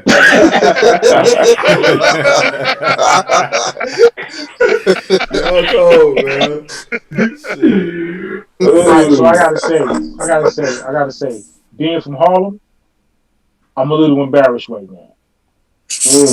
Why? They just went to a 5-star restaurant and had a food fight, my nigga. Yo, that is very much trash, man. That is It sounds so trash. silly. That's some weirdo shit. And you know what? It sounds so silly. It's funny. Look, it's funny you point that out because you know that's some. Not only is it some weirdo shit, but you know exactly what it is. It's the type of shit that the next time a rapper go there, it'll be a sign there like no hip hop chains. Exactly. All that, yeah. Some stupid ass sign like no no bubble coats in the restaurant. No Balenciagas. Hold on. They stopped you at the door. They stopped you at the door and be like, "Sir, you're not wearing a jacket, sir." Yeah. Right. I can go get one. Sorry, no Jordans. We require jackets. It's gonna happen. That's the type of shit that niggas be mad about. But it be niggas like that that really fuck it up for everybody, bro. For real. Because I take my girl. I don't take chicks I'm dating to no motherfucking 5-star restaurant, but I take my girl to a fucking 5-star. Of course, you supposed to. You feel me? You gotta treat her right. Man, motherfuckers ain't hearing that shit. But not only that, let's say like you was just a patron, you going there with your lady, you just hit a big deal, y'all going out or anniversary, whatever, you going out to celebrate, and these motherfuckers over here throwing a food fight. You know what I'm saying? Like it's the last day of school. Yeah, you probably say, is that Freddie Gibbs from Jim Jones? Yo, is he throwing cheesecake? You can't get some out of this. Like, come on, man. Just throw a cowboy ribeye? Like, Why you see him kiss that nigga with that golden bread? Sorry. Hey, look. Hey, but did this though. The only reason I somewhat believe my homie is because no video came out. On no side. You see what I'm talking about? Because it's like, because it's too embarrassing. It's not a good look for nobody. But not only that, again, it's a 5-star restaurant, so the management of Prime 112, you know what I'm saying? This billionaire might be in there with his side chick. I don't want y'all releasing videos and now this man who comes spending thousands of dollars every week, you don't expose this man. You know what I'm saying? That's good, boy.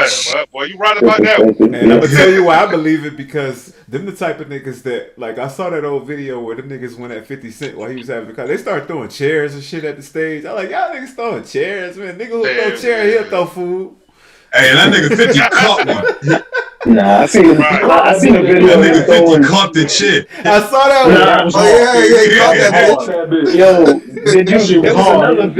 there was another video of him. He was like in a diner or something, and he was throwing a chair at some fan or some shit. Y'all seen that joint?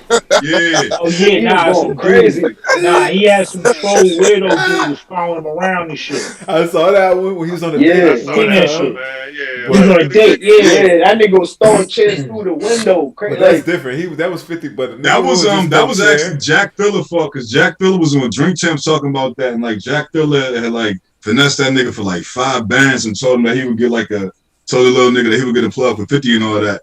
And obviously Jack Thriller was lying, so he was like, yeah, that's kind of my fault. Like, I think that's when Jack Thriller was on there with Jada, and he explained that whole situation. Oh yeah. That's funny, man. That's still funny to me though, man. Like, but y'all remember that one video? It's the video where it's the dude in Connecticut where like he's like, you know, y'all want to see how we get down in the Carter? That one wait, no, go ahead. What happens? No, it's this video. I think it's this dude, like, it's one of my hood DVDs and shit, right? So the dude saying, like, you want to see how we get down in Carter? And it's this dude, I think they was either rapping or wanted to fight him. And he like, nah, that's the dude we talking about. That's the same dude. Oh, okay. I think it's the same dude. Yeah, he like knocks him out, like he sneak him. It's a couple different videos, but I think it's the same dude. He said, "Look at his face now." He knocks him out. So, man, when you that's crazy.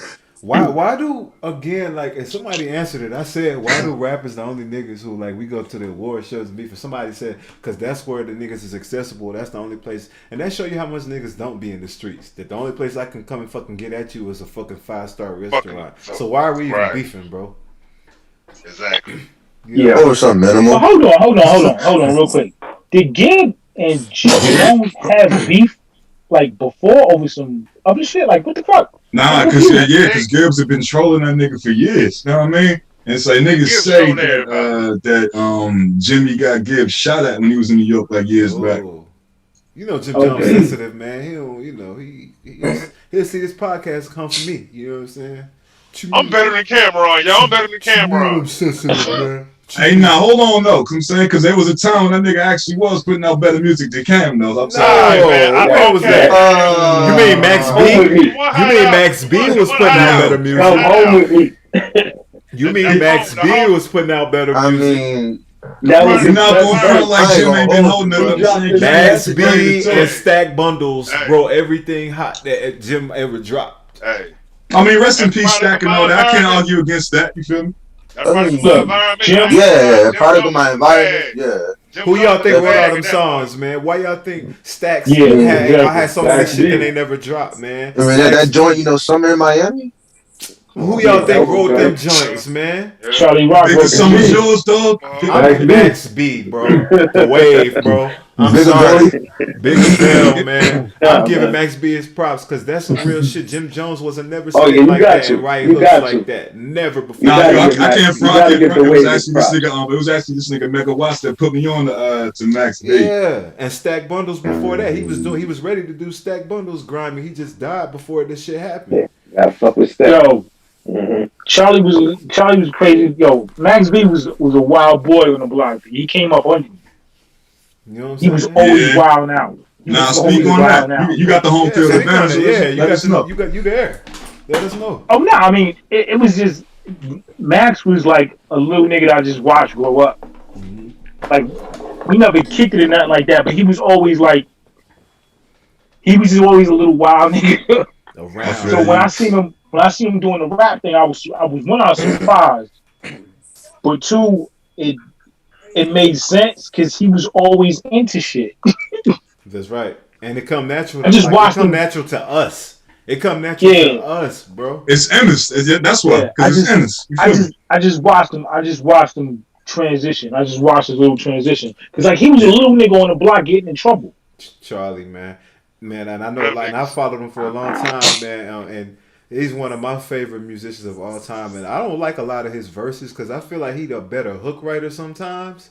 So sometimes his verses trail off and it just be like long ass hooks. But his hooks be epic though. You gotta hate us the way we get this paper. Nah,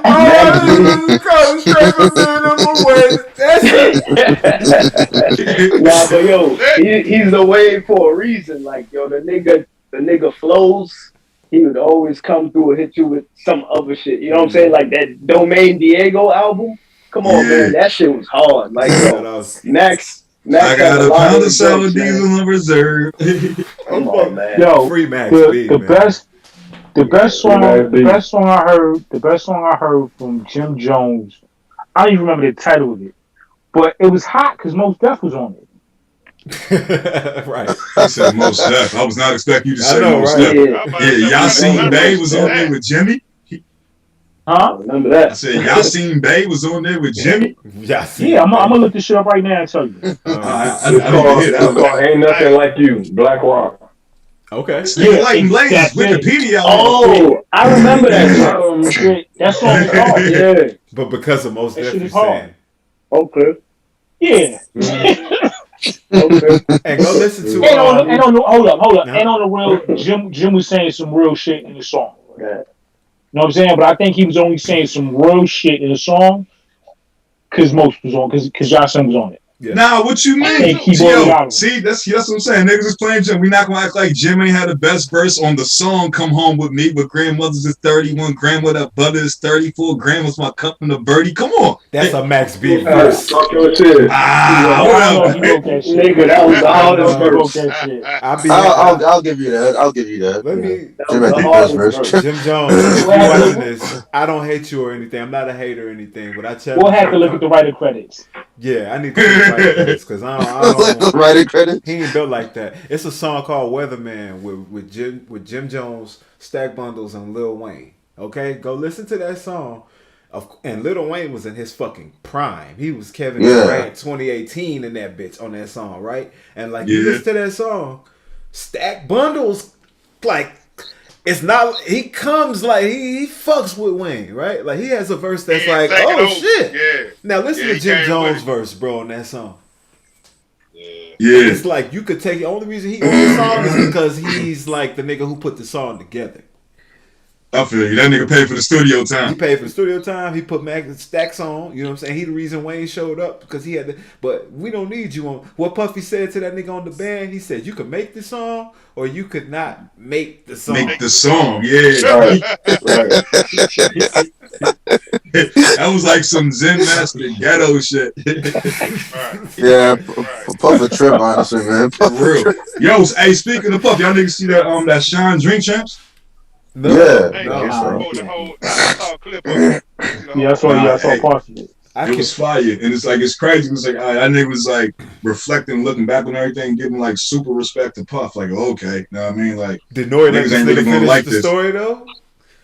You say, huh? Did Nori let Nah, I that watched finish that the shit. story? No, like I said, that's the only time that like a Drink Champs interview made me mad. 'Cause, like usually I rock with Nori, but it's like, yo, Sean was busting it down, like telling the truth about a whole lot of stuff, and Nori just kept busting in. It's like, bro, shut up. Like that's the only The time clapping nigga and the got air on nerves. horns and He was trying to get into. He was trying to get into the whole Paul. that's his stuff thing, and how though. he You know what I'm got saying? Exactly. Exactly. But that's the I gotta worst remember part. something though. I gotta remember something, man. That nigga Nori a little slow still now. I keep forgetting that shit. He keep telling y'all that, but y'all don't want to listen to him.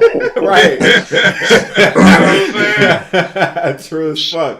He a little slow, He man. is, He a man. little He slow. be like, yo, this nigga said freedom. Big word. It's a noise. It's a big word, yo. Freedom. Like, what you mean? This nigga said acquisition, B. Pissing me off. He said, you ain't drinking? Yeah. You're right. And that, you know what, for real, that's part of the reason I started this shit. Because once we get, and it's going to happen sooner than later, but once we get somebody who is quote unquote famous who's going to agree to come on and do like an interview or even be a member of the panel, the funny thing is like nigga hit you with a rare fucking story that, you know what I'm saying? Oh yeah, that time Tupac and Michael Jackson got into a fist fight and Nori want to go shout over it. I'm like, let this man fucking, you know what I'm saying? Yeah. But Like niggas I shut always up. kind of wonder. I always wonder like a Drink Champs would go if like someone like Hov would do a Drink Champs, how that would go. Hov ain't It's like a time different setting. He probably would fall all the way back. Nah, I feel like in Tom Ho would do it. It would probably be like the Drink Champs series finale, though. You know what I mean? Maybe, but yeah, I don't know if you can tolerate definitely. It'd Nori. be way more like toned down, probably. Yeah, well, that nigga was on the rock. Like Nori was on the rock. He know all about how Nori be. Was he? Yeah. Real quick. I think that's by that point though. It was just James was getting ready to leave though. they had split already. Yeah. Yeah, James was getting ready to leave. I mean, Well, same with that. Now y'all mentioning Rockefeller, we definitely need like a Last Dance type like documentary before like niggas pass on or whatever. Oh yeah. Hey, nah, Sheed, you right. Sheed, you 100% right on that. Where Yeah. Jay Biggs and Dame involved in it. I know they got their own way of seeing things, but I wouldn't want to watch it unless all three of them involved. As far as being like executive producers or whatever, And it's So- easy, it's easy to say for a nigga who ain't made hundreds of millions of dollars, but it's crazy to see how much. Keyword being yet. You ain't made hundreds of million dollars yet, my nigga. Appreciate that energy. Appreciate that energy. Yeah. You know what I'm saying? But like it's crazy to see that niggas could really fall out after you really built something like that together. Like, of course niggas gonna have differences, because you imagine going from like starving, breaking the law, trying to eat, to like niggas not having no problems for your next generation, but we can't even get in a room and like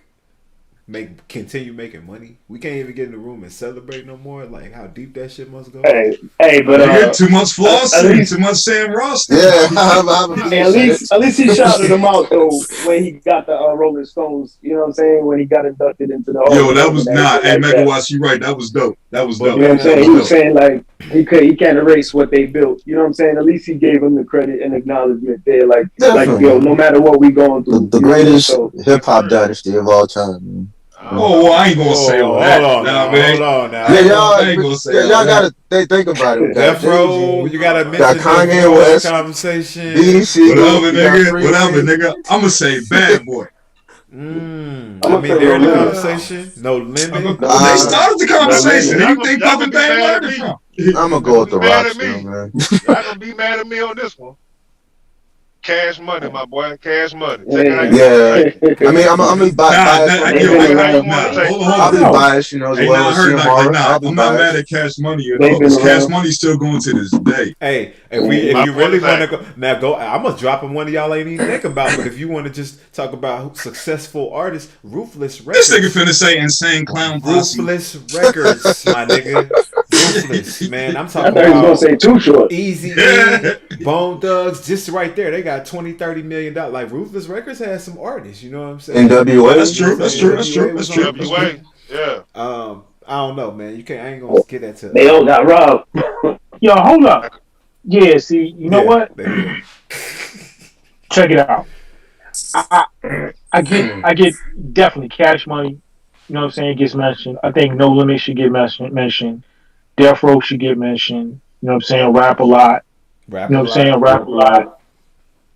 Rockefeller, Bad Boy, of course. Shout out Jay Prince. Don't hijack my podcast or something.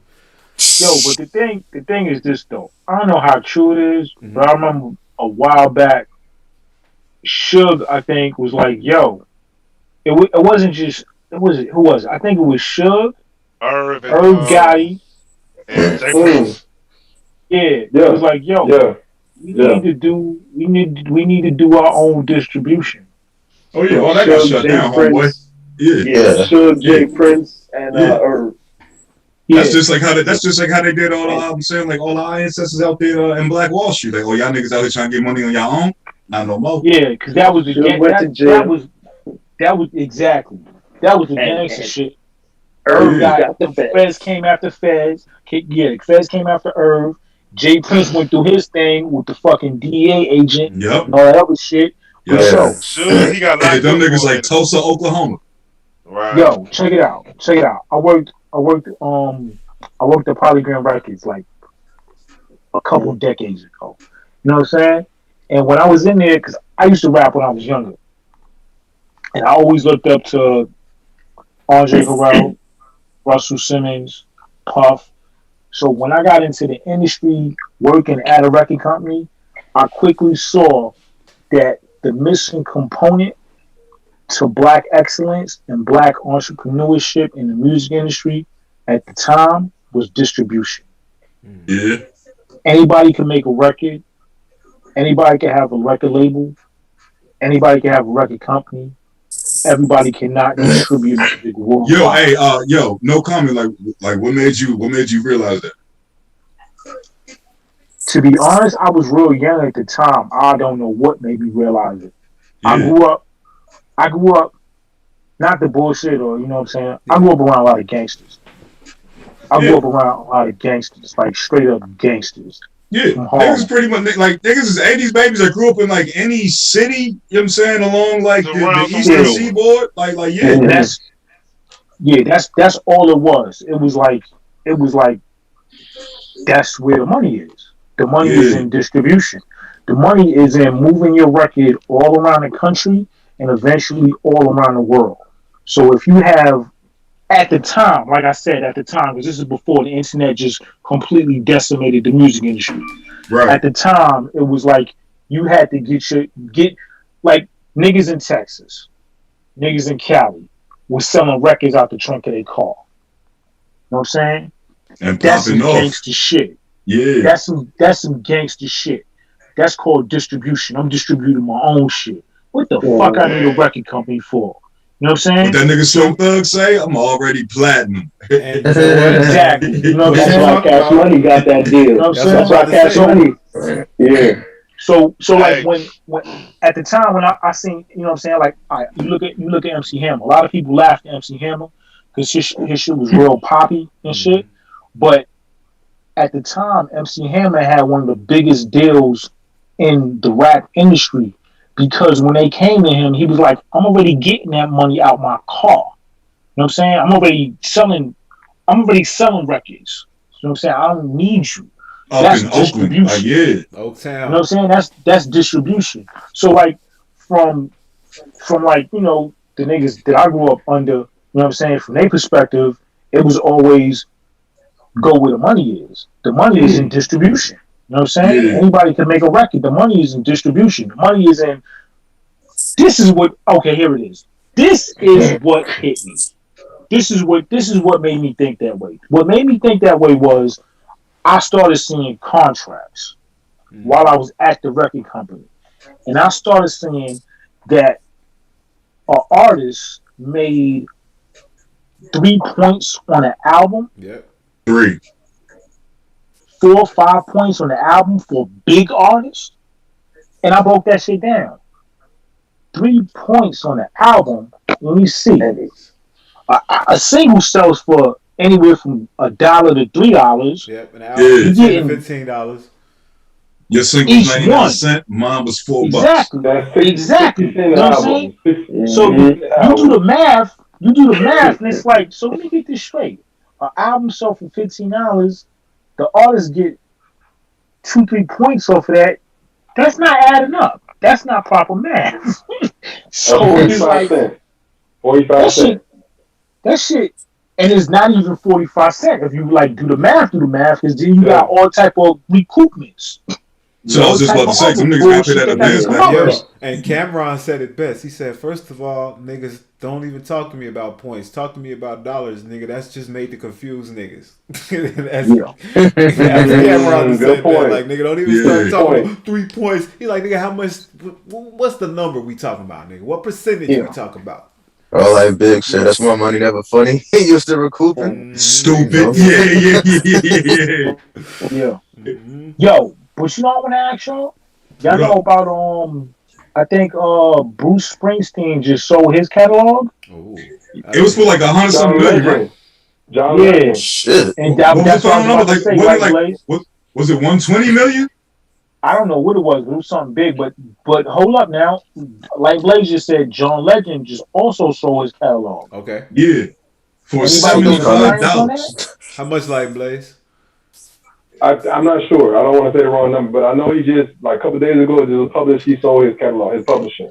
I want to say, I might be wrong. I want to say John Legend sold it for like 80. I might be wrong though.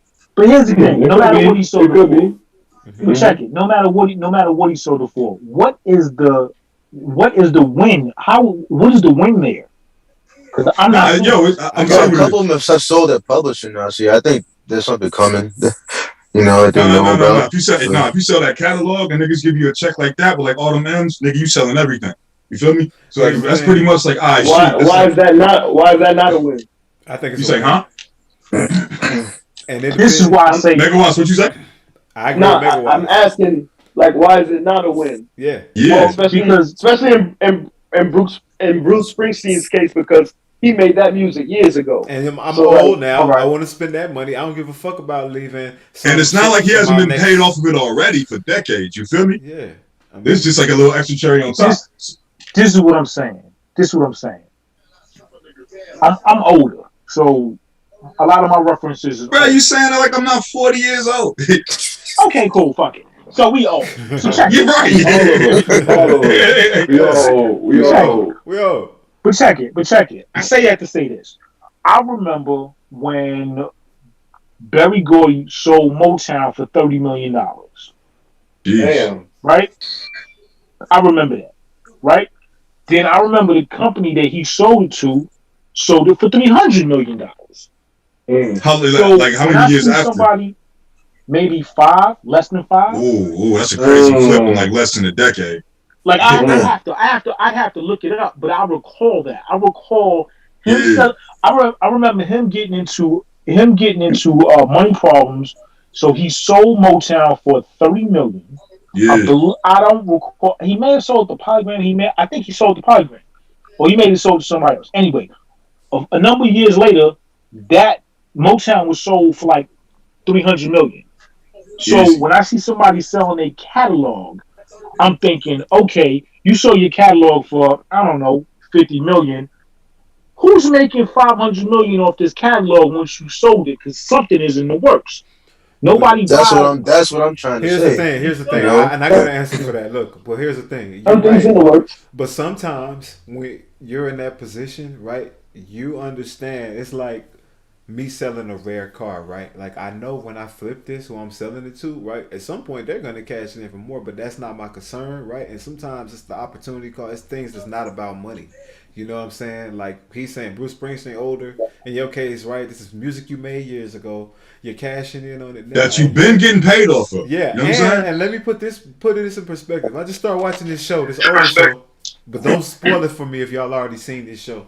But I just started watching this show called Silicon Valley on HBO. It's an old show. Good show. You about to buy Bitcoin, homie. Appreciate you. Good show. But the very first episode, since y'all seen it, y'all know the very first episode, the dilemma is he basically makes this big app, and first season or whatever, he's either offered where you could just take $100 million and walk away from this whole thing. You know what I'm saying? Or you got the potential to make billions, but we'll just give you 100,000 now, and you'll have 10% of what could be a big company, right? And he has the dilemma. That right there, for everybody, that is not the same decision. You know what I'm saying? Some people see that situation and go, yo, nigga, I've been in the fucking working in the Macy's stock room for 30 years, you know what I'm saying? And this is my way out. And this is I'm not gonna ever spend, and I understand that this company could be worth $1 billion, and I'm still okay with $100 million. See what I'm saying? Yeah, nah. Okay, two things. I'm saying, like, all right. Somebody just said, like, there need to be a Last Dance by Rockefeller and all that. Okay, so actually going back to the actual Last Dance, that was on ESPN and all that, nigga, that's that Scottie Pippen deal. Like, yo, I know I could hold out and get more, but it's like, nigga, it's a whole lot of things, whole lot of people I gotta take care of right now. Scottie Pippen deal. So what, Dame Dash be Scottie Pippen? No Dame Dash. You never see this. Don't cut my legs off. Get your career anything. Just saying. No disrespect to Dame Dash. He's a GOAT. Hey, bro. Look, people can say what they want. People can say whatever they want. Scottie Pippen deal was terrible, man. That was terrible. Of course. It was garbage. It was garbage. Yeah, that nigga's family was so poor. Like, that's how much he needed the money. They took advantage of him borderline, man. Him being stupid. Yo, if Jerry Reinsdorf tell you, like, yo, don't sign this, and you still sign it, don't you know, like, yo, you down bad.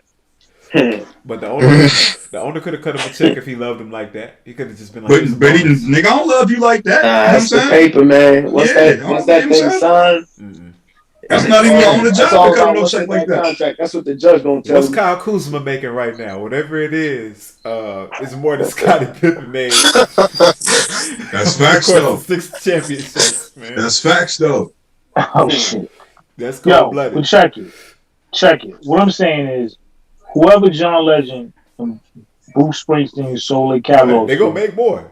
They about to make a lot more money. But can I say something? Maybe Bruce Springsteen, you know insider trading, right? Yeah. And maybe Bruce Springsteen knows something that could tank the value of an asset like that, such as Bruce Springsteen. We started this episode off talking about cancel culture and rape accusations, trend songs.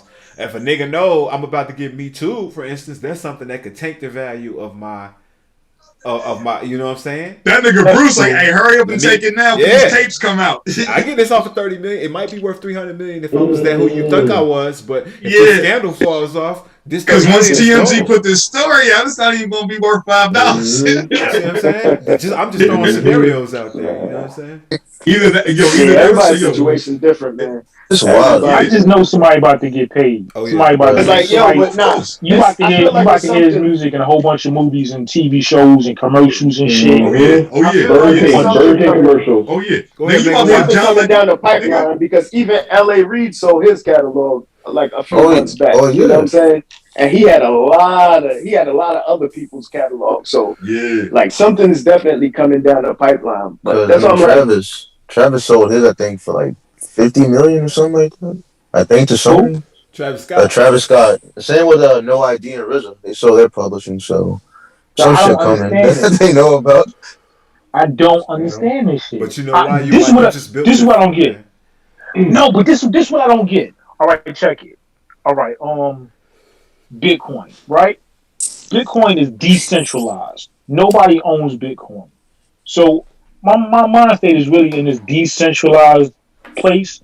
So it's like, why would you leave the record company just to go back to the record company? This shit don't make no sense to me. Like, people talk about buying Bitcoin and then, when the price go up, selling your Bitcoin and getting fiat money again. I'm like, why would you go back? The whole point was to get the fuck out of fiat. You know what I'm saying? The whole point was to get the fuck out of record company. So why would you sell your catalog back to a record company to have control again? I just don't get it. But like I said, hey, my I didn't get a lot of shit. I didn't get Bitcoin when it first came out. You know what I'm saying? I didn't understand NFTs when they first came out. So there must be something. Nah, no comment. Like, I feel you. So you're like, why niggas be selling their house in the hood for gentrification? Like, okay, if they want it, then that means like, if I sit on it, it's gonna be worth more. But it's like, niggas, I don't care no more. Just give me that lump sum amount. You feel me? It's like, like say if like one of us hit the Powerball right now, right? We got the option for like the lifetime annuity. You can take this lump sum right now and just be good. Niggas be like, man, I don't even know if I'm gonna wake up tomorrow. I'm gonna get this lump sum right now and be good. I mean, but what he's saying though is kind of different because that's more like intellectual property. That's like stuff that you created, and you can't really put a value on it. Whereas like a crib, somebody will come and get it, or it's gonna be there after. What you mean? They could put a value on it. They put the value on it. They put a value on John Legend's intellectual property. But it's separate in the sense that I'm not mad at the dudes for taking the money now because if there's a value, take the value while the value's up. It might be more in a couple years, but at the time, there's a value and there's a precedent. You might as well accept it if you need it. You know what I'm saying? But at the same time, how to differentiate, which I was saying though, like, you can't really speak about a crib because you ain't write a crib. You ain't create a crib. You know what I'm saying? Like, it's one thing if you built it from the ground up, but like, if you producing the actual record or writing the actual songs, it has a different kind of value to you. You know what I'm saying? Where you can't really put a price on it. All right, so check it out. My father-in-law built his house in St. Louis. Yeah. We ain't never selling that house. Everybody got built rights. That shit. Look, he built that house. Hold on. Now hold on. So if Jeff Bezos come through right now and say, nigga, I'll give you $5 billion for this house right now. You ain't selling it? You can't get this house. You can get the house next door because not for $5 billion. Check it out. He says the house next door. Look, man, for $5 billion, we'll buy a new history. I'll buy. Check it out. Hear me out. Hear me out. On that strip.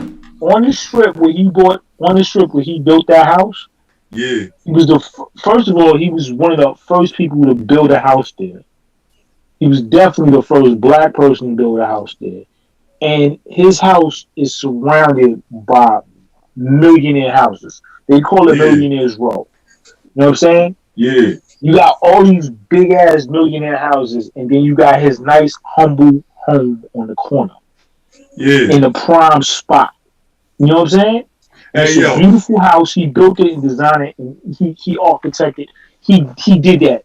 That house will be in the family forever. Hey, no comment. I'm saying what you saying. Niggas like clowning and joking and all that, but I respect that, my nigga. Like, this ain't for sale. You feel me? Respect it. But like he went to school. He went to school.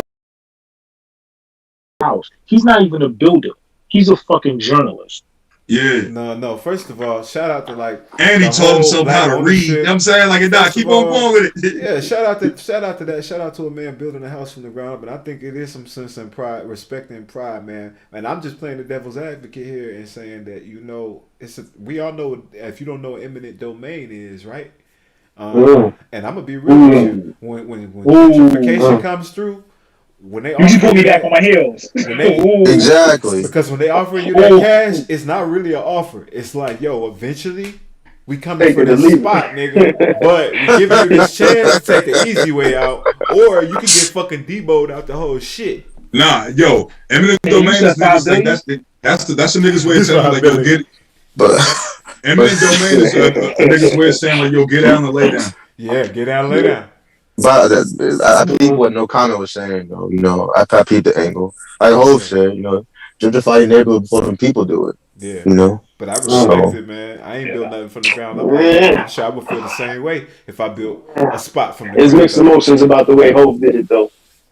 Speak What on you that. mean? What's the mixed emotions? Speak on that, bro. yeah, Man, there was a whole DVD on that. Like the people felt, you know what I'm saying? Even like to his net state, you know, people question like as far as the integrity of giving back to the hood, like what was built aside from the money coming in. You know what I mean? Yo, y'all Like, niggas got the Brooklyn Nets, man. What else you want? apartments. I'm just that's the people in the neighborhood, man. Come on, I mean they, No, I'm they messing got with you. nah. But to speak on what we were saying though, you know they was giving out millions for them brown. Like yo, here's a mill for the brownstone. You know what I'm saying? We give you a crib in Atlanta, you move down south. So you know they definitely got their numbers for the property, but yeah, they just moved out that neighborhood. Yeah, we got the Nets. You know what I'm saying? And is that a win for the people? Right, I get what you're saying. Like, I peep what he's saying. Yeah. I mean, Yo, that actually goes into like a deep and philosophical question. You know what I'm saying? It's like, is that his responsibility to give a win for the people? If you To a certain extent, well, yeah. if you prop yourself up to be that, you know what I mean? Yeah. Like, Nah, yo, I want Exactly. to hear your Megawatt, opinion exactly. on that. You know what I mean? yeah. Exactly what Megawatt said. If you prop yourself up to be that black excellence, you know what I'm saying? Pro-black, yeah, it is your responsibility. That's right. It's your responsibility to see that when moves are being made, your people are taken care of. That's to a certain extent, that's your whole point of being. Other than making good music. Yo, I don't disagree with you And actually. if I'm You gonna know put what I on mean? for my I just city- want to hear what niggas was. I just want to hear what niggas would say. But it's like, yo, like, I don't And I disagree with fuck that with at all. Jay. Look, man, and if I'm gonna say I'm from Atlanta, you know what I'm saying? If I'm gonna say I represent Oakland, if you gonna say you from Brooklyn and you that not you just not saying it, but you the like the nigga, you saying like, you know what I'm saying, I represent that, that means you can't not go there. And if you can't not go there, you gotta go there, then that means you gotta interact with the people. And you can't have them interactions with the people if you're not doing what Megawatt said. If you ain't really living that, if you ain't really about helping the people, then you can't go back there. And if you can't go back there, then you don't represent that. Okay, but check this out though. So on the flip side, I'm saying like just like you was playing devil's advocate about 3, 4, 5 minutes ago, I do the same thing right now. Cool. I'm gonna come back here and I'm gonna be the nigga that's about the community and everything else. And you know, like I'm here for the people, I'm helping the people and all that. Then y'all niggas shoot me in my face on a Sunday morning. You No feel me? doubt. Right outside of my shop. You feel me? No doubt. But hold on, let me say this. Facts. Cause I watched the way Jay move. I know Jay does a lot of shit that goes unseen and unheard. So I give Jay the benefit of the doubt. And I'll fuck with Jay. I fuck with Jay because I earn with him. Straight up. Yeah. You know what I'm saying? Straight up, no bullshit. Respect. Like Yeah. when Jay went to Live Nation, I bought a couple stacks of Live Nation. I'm up a lot Nice. right now. I'm up a Yeah. lot right now. I follow Nice. Jay moves. You know what I'm saying? Yeah. So when niggas say they fuck with Jay, I fuck with Jay because I earn with him. You know what I'm saying? Yeah. Sooner or later, watch them turn on him. Because that seems to be the things that are earned for them. Earn for them. Yeah, you know what I'm saying? It's a Like, New yo, York thing. I fuck with Tidal. I don't really fuck with streaming platforms. Yeah, I I don't fuck with stream Tidal. music like that.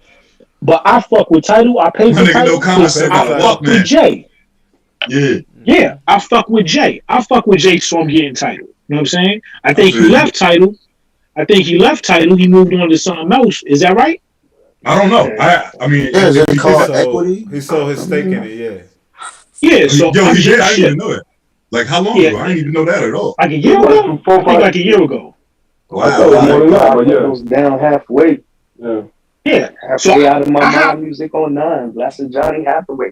Thinking how I'm gonna get the math today without getting blasted away. That's the way. Wait. Yeah, you remember that? Oh, But man. so I jumped off Tidal, but yo, I follow Jay. I fuck with Jay because I earn with him. Yeah. But I say that to say, you know what I'm saying? I know he does a lot of behind the scenes shit. Like when everybody was getting locked up, for the protests and all that. Okay. He was getting people out of jail, and you know what I'm In saying? Baltimore, It was bailing people out. You know what I'm yeah, saying? for Freddie So- Gray. Yep. Yeah, so you just because you don't see some shit, don't mean some shit ain't Yeah. done. Well, yeah, niggas like him. But that does seem like that's the way he moves. Is very in the shadows, Yeah. you know. I don't think You niggas know, like does Jay-Z stuff. have a responsibility, like, and it's fucked up that people feel that way, but I don't think niggas like him have no responsibility. I do think you have responsibility, right, to give back and do for where you from, but yeah, he ain't got no Yo, responsibility hey, to broadcast no days that off. shit. Like, You know what nah, I'm no saying? days off. Like, that's my overarching philosophical question. Like, yo, how much do you expect from this nigga? Like, how much, like, did he really sign up for? Like, how much, like, do you want him And to do? he, You but see what I'm here's saying? the thing: he don't owe me nothing. He don't owe me nothing to tell me. That's what I'm saying. So I'm saying, yeah, he ain't gotta be like, and for the cameras, right? Like, yeah, Right. I built this Right. school. Hey, Niggas ain't for going that. to Robert Downey Jr. like that. Niggas ain't going to Matthew McConaughey like that. Niggas ain't going Exactly. to Ben Affleck Okay. like that. Exactly. True. Yeah, but Like hold Will on. said, you know. Well, hold Don't on. follow But me, they- young, and follow my moves. I'm not a role model. Come on. But hold up. But they not in the situation. There people aren't in the situation that Jay people are in. That's true. That's true. So you That's really true. I can't can't deny compare that. them. Mm-hmm. That's true. But like I said, I'm sure I give Jay the benefit of the doubt because I know how he moves on the low. Because like, check it. Let's say I hit the Powerball tomorrow for 600 whatever. I'm gonna do a whole bunch of shit on Harlem. Ain't nobody gonna know I did it. Mm-hmm. Yo, when you really know, my nigga, like, it's so easy for us to say that, like, you know, hypothetically and all that. You know what I mean? It's Nah, like, that's yo, I hit the Powerball tomorrow. I'm out of here. Oh, I will not be here for next weekend's broadcast. Hold on. If I hit, I would definitely disappear somewhere quiet. Yeah, I feel you. But I would have my hands in Harlem because I'm from Harlem. I love Harlem. Nigga be in Bermuda somewhere. That nigga be out there with Russell Simmons, nigga. How many people? I be in Bali having my people walking through Harlem like, yo, we got a problem over here. We need a situation handled. Nah, that's respect, bro. That's respect. I respect that. We need this. We trying to do this for the community. We trying to do this. Like, check it. It's a dude in Harlem that he got. I think his Instagram is Make Harlem Great Again, and he gives every Easter. He does his haircut drive for kids in the hood. Yeah. So everybody gets haircuts. I always slide through and try to drop something in his lap because I know he's doing something real. You know what I'm saying? When school come around, he got a book bag. He got a book bag drive that he does. You know what I'm saying? So whenever I catch him, I love Harlem, B. Nah, yo, I mean, you love Harlem the same way I love DC. I get it. Yeah. I get it. Like, that's a nigga home. You know what I'm saying? I understand. Yeah, so I would have to do something. Yo, all right. So it's like, first of all, like me playing devil's advocate and all that, that's just me just, you know, trying to spark conversation and see what everybody thinks about it, like from like I said, like an overarching, like philosophical level. Yeah, like, respect it. And all right, like I don't feel like, you know, niggas who made it out or made a whole lot of money have responsibility to the community and all that, because like, yo, a lot of people who look like us that got a whole lot of money didn't come up the way we came. So it's like, you know, just because we share the same skin don't mean that they even see the world or the country the same way that we do. But it's just that, all right, well, someone that comes from a DC, talking to niggas that come from in Atlanta, talking to niggas that come from a Brooklyn, talking to niggas that come from a New Orleans, like, yo, we know how it is, like, we know how much help is needed. So it's like, all right, it's honorable that niggas want to, like, take that responsibility and put it upon themselves just to help out. You see what I'm saying? It's like, you know, but it's like, all right, man, like, some people don't feel the same way. I respect. You know what I mean? Like some people don't care about nothing what you niggas talking about. Some niggas sitting up right now, probably posting on BX right now as we speak. Like, yeah, I can't wait to get rich and turn my back on all you niggas. I'm gonna have my SUV filled up with all kind of white girls. You see what I'm saying? Be living in a spot where niggas will never see me. You understand? So it's like, excuse me, brother. Can you tap that white girl for me?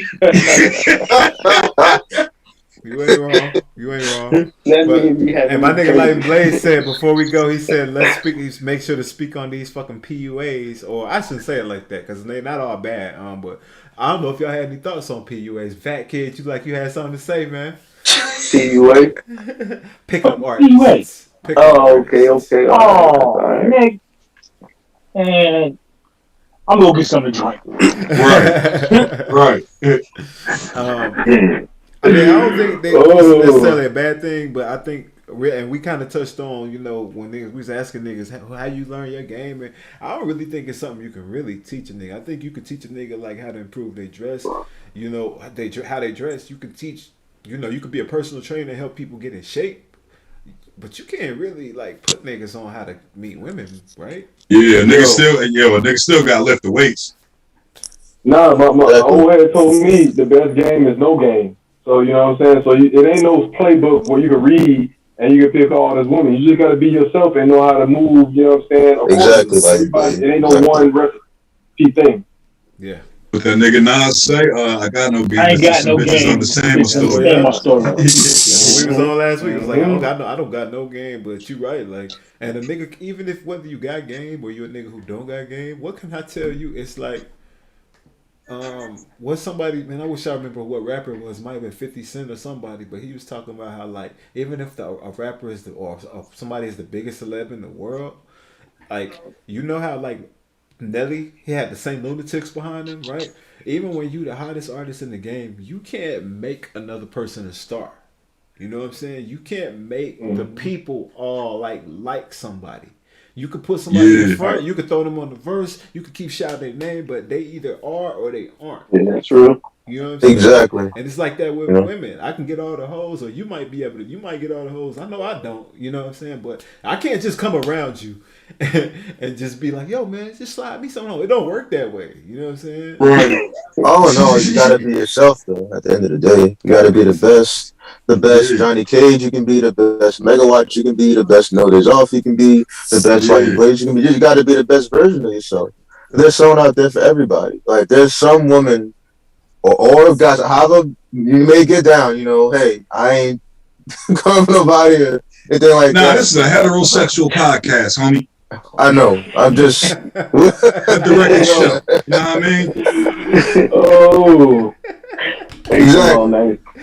Just what I'm trying to say is, them niggas need to respect my rights. Exactly. Well, I'm saying is just,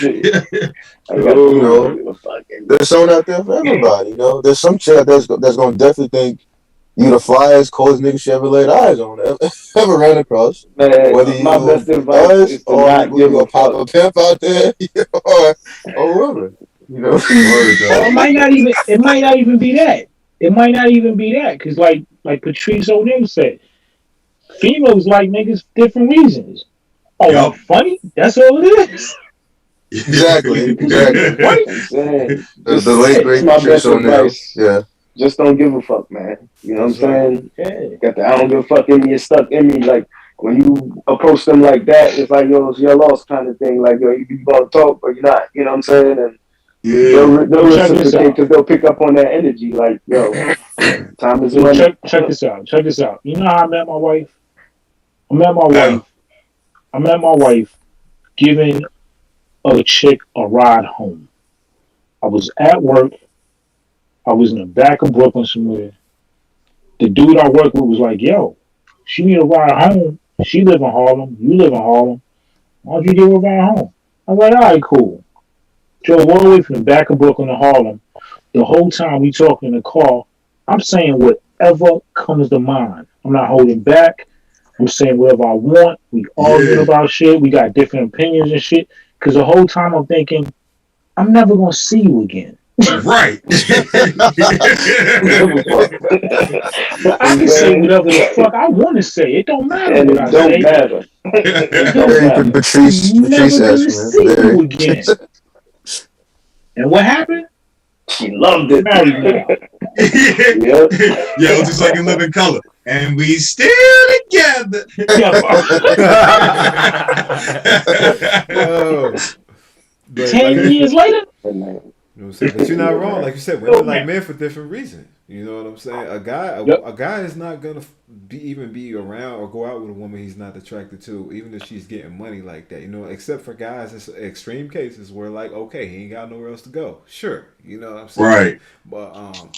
But a woman will. And you know what I'm saying, and she'll learn to enjoy it. She'll go and fake it, and then she'll go, oh, this nigga really get money? Well, fuck it, I'm really having fun now. Yeah. You know what I'm saying? Yeah. I was faking it at first, but you know, shit. Yep. This is a good time. Oh, but girl, now I like him. I'm growing accustomed to this lifestyle. Right. And back to how we started the show, which was I said, and how we gonna end the show. Women don't want to work. Y'all know y'all don't want to work, and marriage is the easiest way. I believe that. Marriage is the easiest way. I believe that. But if they can't get married, they gonna get FMLA. They gonna go on disability. Yo, all right, my nigga. Like, not to add like extra 30 minutes to lead the scenes to the pod and all that, but it's some shorties got like a passion and talent, and they want to, you know what I mean? They got to get them inside themselves. They want to get off. You feel me? So it's like I can't all the way ride with you like, yo. But look, I don't want to work. You know it's funny you said that though, because that's the key. That's exactly what I was saying earlier. I said they want to treat work. Listen, I'm gonna change the perspective. And I kind of like so with men, right? There's no expectation on you right now or any time in the last 20 years or the next 20 years that any woman is gonna save you out of your current lifestyle. Wherever you at, if you're not happy, we all trying to get more, right? There's no expectation some woman's gonna come and get you that more. You feel me? You know right now if it's gonna happen, it's gonna happen because of you. You hustle, you got it. And I'm saying women ultimately don't want to work. They want to treat work like we treat hobbies. And so what they want, right, is once they get married, they don't mean they want to sit in the house all day. Then they really want to pursue things they work on, or they want to have the freedom to work on those things they love, but part-time. They don't want to have to really sit and none of us want to, and I'll pass the mic to she, but none of us want to do this shit. But I mean, women really want out, and men will go, okay, fuck it. This is life. I work. All right, but now hold on. So like, all right, like them having like the desire to do their passion and all that, but like, you know what I'm saying, part time, whatever. It's like, is the other part time like taking care of like your household and your family? You know what I'm saying? Like that's a trade off. I'm not even talking about necessarily all women with kids. I'm talking about all women, single women, whatever. Ultimately, women don't. Yeah. What I'm saying is men accept earlier and women never accept. Men accept, I'm gonna have to get it. I'm gonna have to work, even though I don't like getting up. Right? Men just go, all right, this is what the fuck it is. Nobody's gonna build. Because that's what we supposed to do. And like, exactly. Not only is it because it's like it's to the point. It's like you don't even feel like a man if you ain't doing it. You see what I'm saying? And I agree with all that. And on top of that, you know what's the alternative if I don't? Right? Nobody. I'm gonna be on the street. Nobody gonna feel sorry for this nigga. Nobody gonna feel sorry for and that's my point. For them, they know ultimately I have a way out of this. I can get out of this, and there's a possibility that somebody might get me out of this. Men don't even think about that possibility. So we know besides like that's why they gonna get that OnlyFans. That's what he's talking about. You know what I'm saying? Not to say like you said, like we all men have it too, where we like, damn, I don't want to go to work, but we know, okay, I'm gonna have to do it. Ain't no other option. And they have that belief in the back of their mind. I might be Trey Songz, and they really believe that. To come home mad. That's right. And your pops don't have that belief that he gonna meet Rihanna and she gonna change his life. Like he knows. Like, nigga, I need to put this work in so Rihanna's checking for me. You feel me? Like, you feel me? Like, yeah. You know what I'm saying? That's just I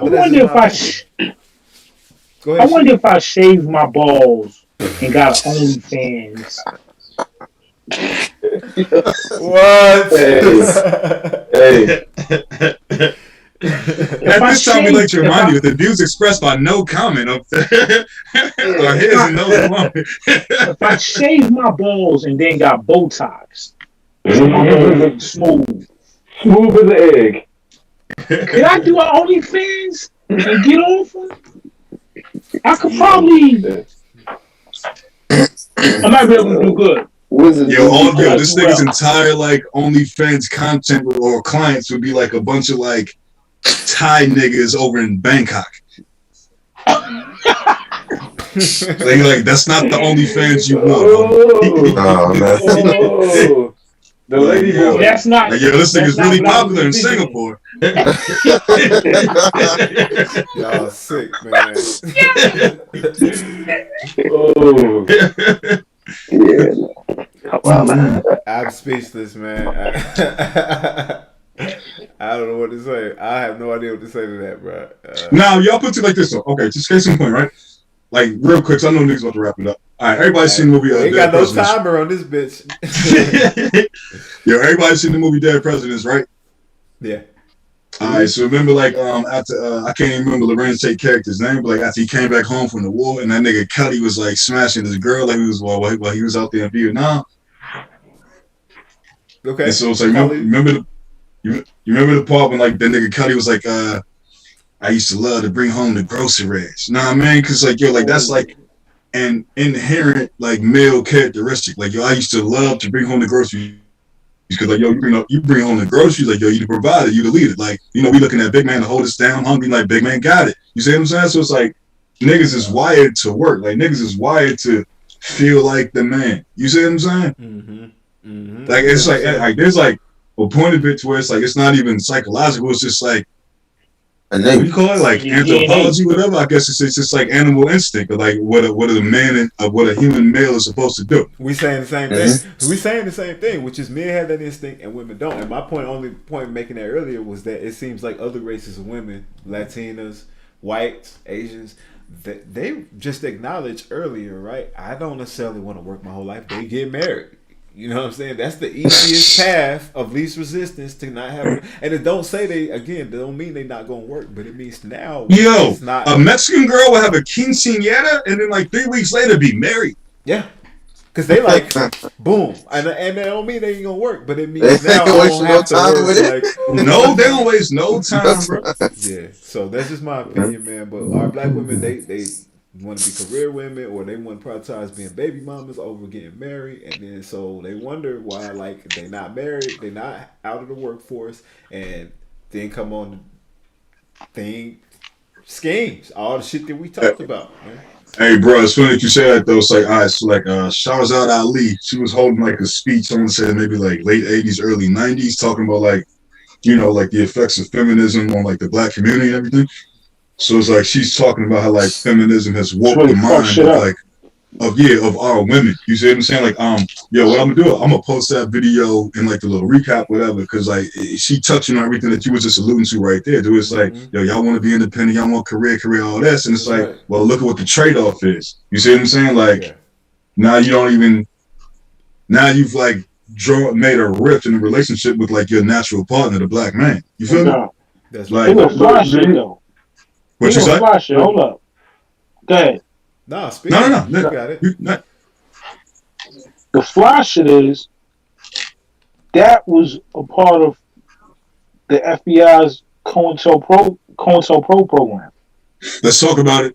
I didn't even want to go there, but you just brought it up. Let's talk about it, my nigga. Let's talk about it because you're absolutely right. You see what I'm saying? Bringing black women into feminism was a part of breaking up the black family. Yo, that's it was a whole operation. That's right.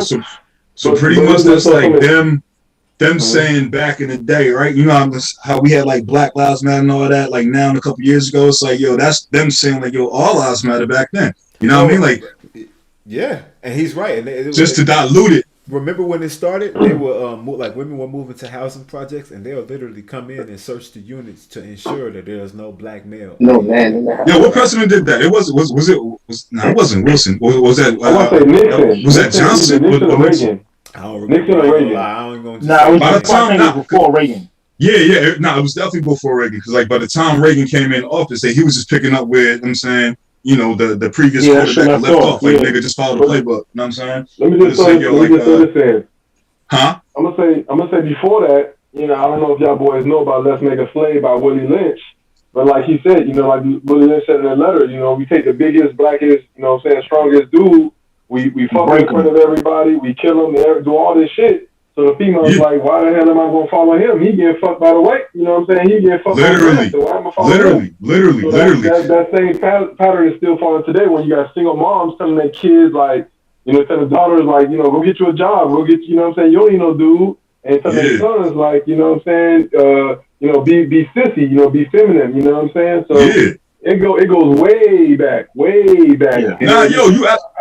Nah, Light Blaze, you absolutely right. Because like all that buck breaking, like they was doing that super savage, like super sadistic, super sexual to like all our niggas in Jamaica. Which is why it's like, yo, to this day, Batiman, you know what I'm saying? It's like, yo, they like, you know what I mean? Like they don't come around them with none of that, like, oh, you know, we're all gay nonsense. Like, nah, bro, like they know of the history, like they know the history of like where that comes from. You know what I'm saying? Yo, Johnny K, if I'm not mistaken, they called it seasoning. Yeah, I mean, if they did, that's news to me. Like, put me on. They used to take troubled slaves to Jamaica, I believe, to season them. Oh no. I think I'm incorrect. They brought slaves from Africa through the Caribbean to Jamaica and those other Caribbean islands, seasoned them, which means breaking them in, and then sold them to the United States. I believe, if I'm not mistaken. Yo, I don't doubt it. The roughest breaking was in the Caribbean, was in Jamaica and other parts of the Caribbean. The roughest breaking in, and then they brought it to the no comment.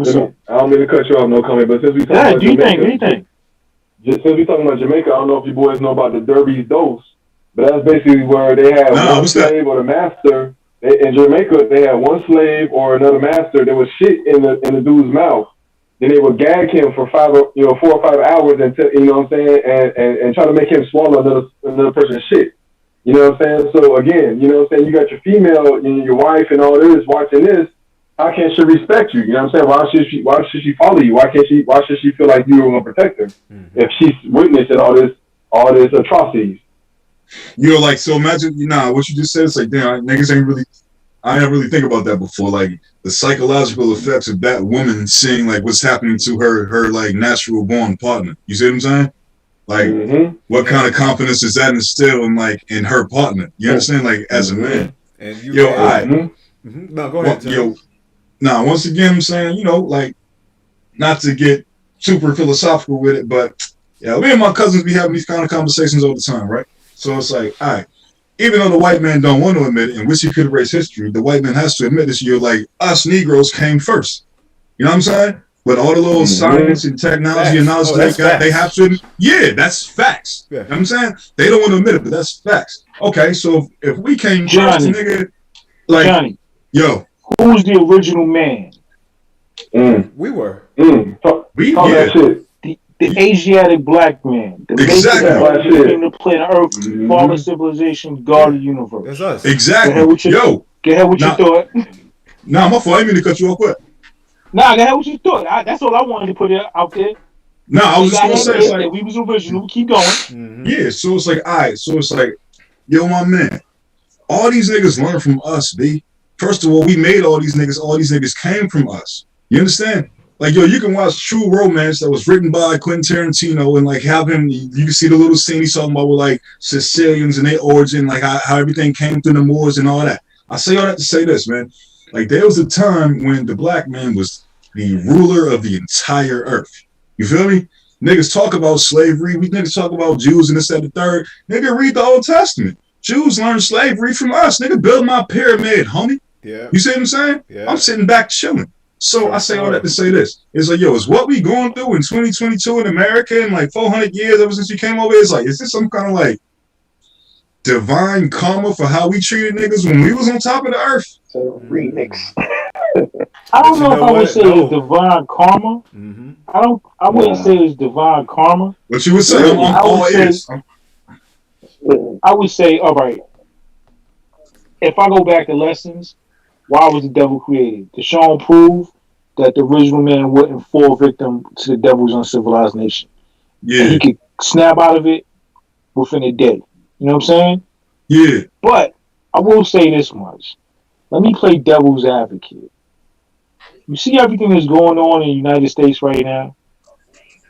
With the right wing, with the GOP, with the Trumpsters. You know what I'm saying? They storming capitals. They trying to stop voting rights. They trying to cling on to that little bit of power. I mean, think about it. If you were in this situation, wouldn't you be absolutely terrified that you're being replaced? And wouldn't you be absolutely terrified? Hold on. Wouldn't you be absolutely terrified that when this person, when this group of people that you've consistently tried to hold down and get on top, they're gonna do the same thing to you that you did to them? The same thing Malcolm X Wouldn't you said. be terrified? Yo, Wouldn't you be terrified? no comment. You would be They so scared. terrified. You would be so terrified that you would make it like dang near illegal in southern states for your white woman to have an abortion because you know that you need numbers. And you know what's funny? All that is really a distraction because, as we know, it's the 1 or 2%, right? Even back then, first of all, when we were rulers, right? Anytime that there is royalty, they have to be subjects, right? And so has to be. Royalty is never the majority. So when we say we were kings, it's true we were kings, but we were also subjects, meaning, right?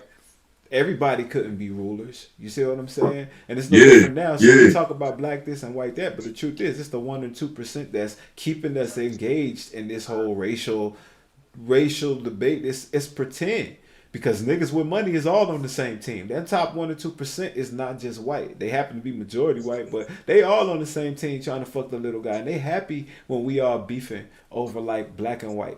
They happy. I feel you. I feel you. You know what I'm saying? I feel you. With the situation, I say the situation is this: the United States of America is built systemically on racism.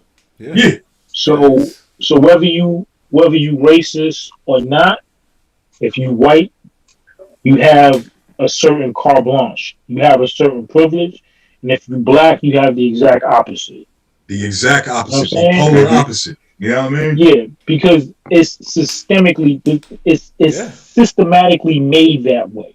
Yo, you know what I'm saying? Now you're absolutely right. It's like, all right, man, like even in the game, know what I mean? Like, yo, chess. Yo, the white piece move first. You feel me?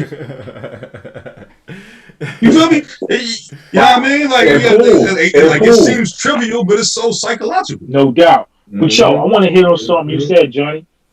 What up? Fear of genetic annihilation. Yeah. That's what you said. That's exactly what I said. That's exactly what I said. That's exactly what's going on. They have fear of genetic annihilation. Because like scientifically, it's possible for them. Like it's impossible for us to be annihilated because of like pigment and melanin. You understand? Black mix. If you put black in anything, it'll turn black. Yeah. Not so much for them. You see what I'm saying? There you go. And like can't be annihilated. You know, they call us minority over here. When the fact is, they're the minority on the planet.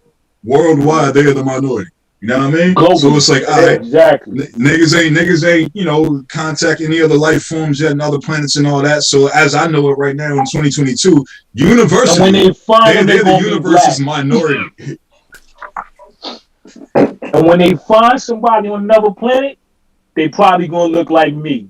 Straight up. Straight up. Straight up. Can I some big 25 feet tall Shaq nigga dunking from the half court line with braids. Yeah. Y'all want to know? It's funny too, right? I always be thinking about this. I've been thinking this shit since I was a kid. Like they always, first of all, the universe, and the galaxies, right? And this shit is huge, right? It's so big. Like we're like in a solar system, right? And then it's like thousands of these solar systems in the galaxy. And it's like millions of these galaxies in the universe, right? And then there's like thousands of universes, right? So if you don't think there's other life, it would be like if you had a house that had like 1 billion rooms and all your furniture, you thought all your furniture was in the broom closet downstairs. That would be if only life was on Earth and nowhere else in this giant universe. You see what I'm saying? No, I agree with you. So I believe it's life, but this is what I think is funny. We always assume it's so far, but I just think we on our own human spectrum.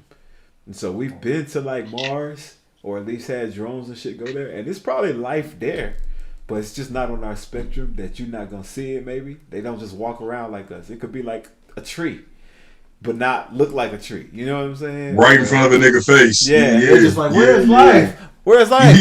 And yeah. That's just my. We right here, motherfucker. Yeah, hey, but no comment. Like going back to you said as far as like annihilation. Like, all right, so I was watching this lecture. And niggas have put up with like Dr. Francis Cress Welsing. So like maybe a month and some change ago, I was watching it, and she was just like the way she was breaking it. Okay, like I read the ISIS paper and everything, but that was like the first time I've ever like watched a video lecture of hers. So it's like I'm familiar with everything that she's talking about because I've read the book, but it's like it was the first time I've ever seen like bust it down, in her own words. You see what I'm saying? Yeah. And it's like you're like racism is like the fear of the white man being eradicated by you Negroes. You know what I mean? Mm-hmm. That's all it is. Like you all can take us out just off of like science that we don't want to admit is true. You understand? And so it's like, okay, well, if you're back against the wall and it's like, man, you know, the whole ops is over there and them ops is big, they tall, they strapped, say, man, you're going to do whatever you can to keep them ops over there and keep them subjugated to you. I dig it. Yeah. That's a fact. It's like, that is a fact. But it's like, yo, you like we all watch it play out every day. You feel me? And it's like, come on, man, like. Yo, can I ask y'all a real question? Go ahead, bro. How much more time you think this country got? That's a good question. Whoa, what made you say that? Great question. Yeah, what made you say that? Now hold on, because I definitely got an answer for it. But it's like, yo, what made you ask that? Well, I know how Rome fell. You know what I'm saying? Yeah. Let me say this.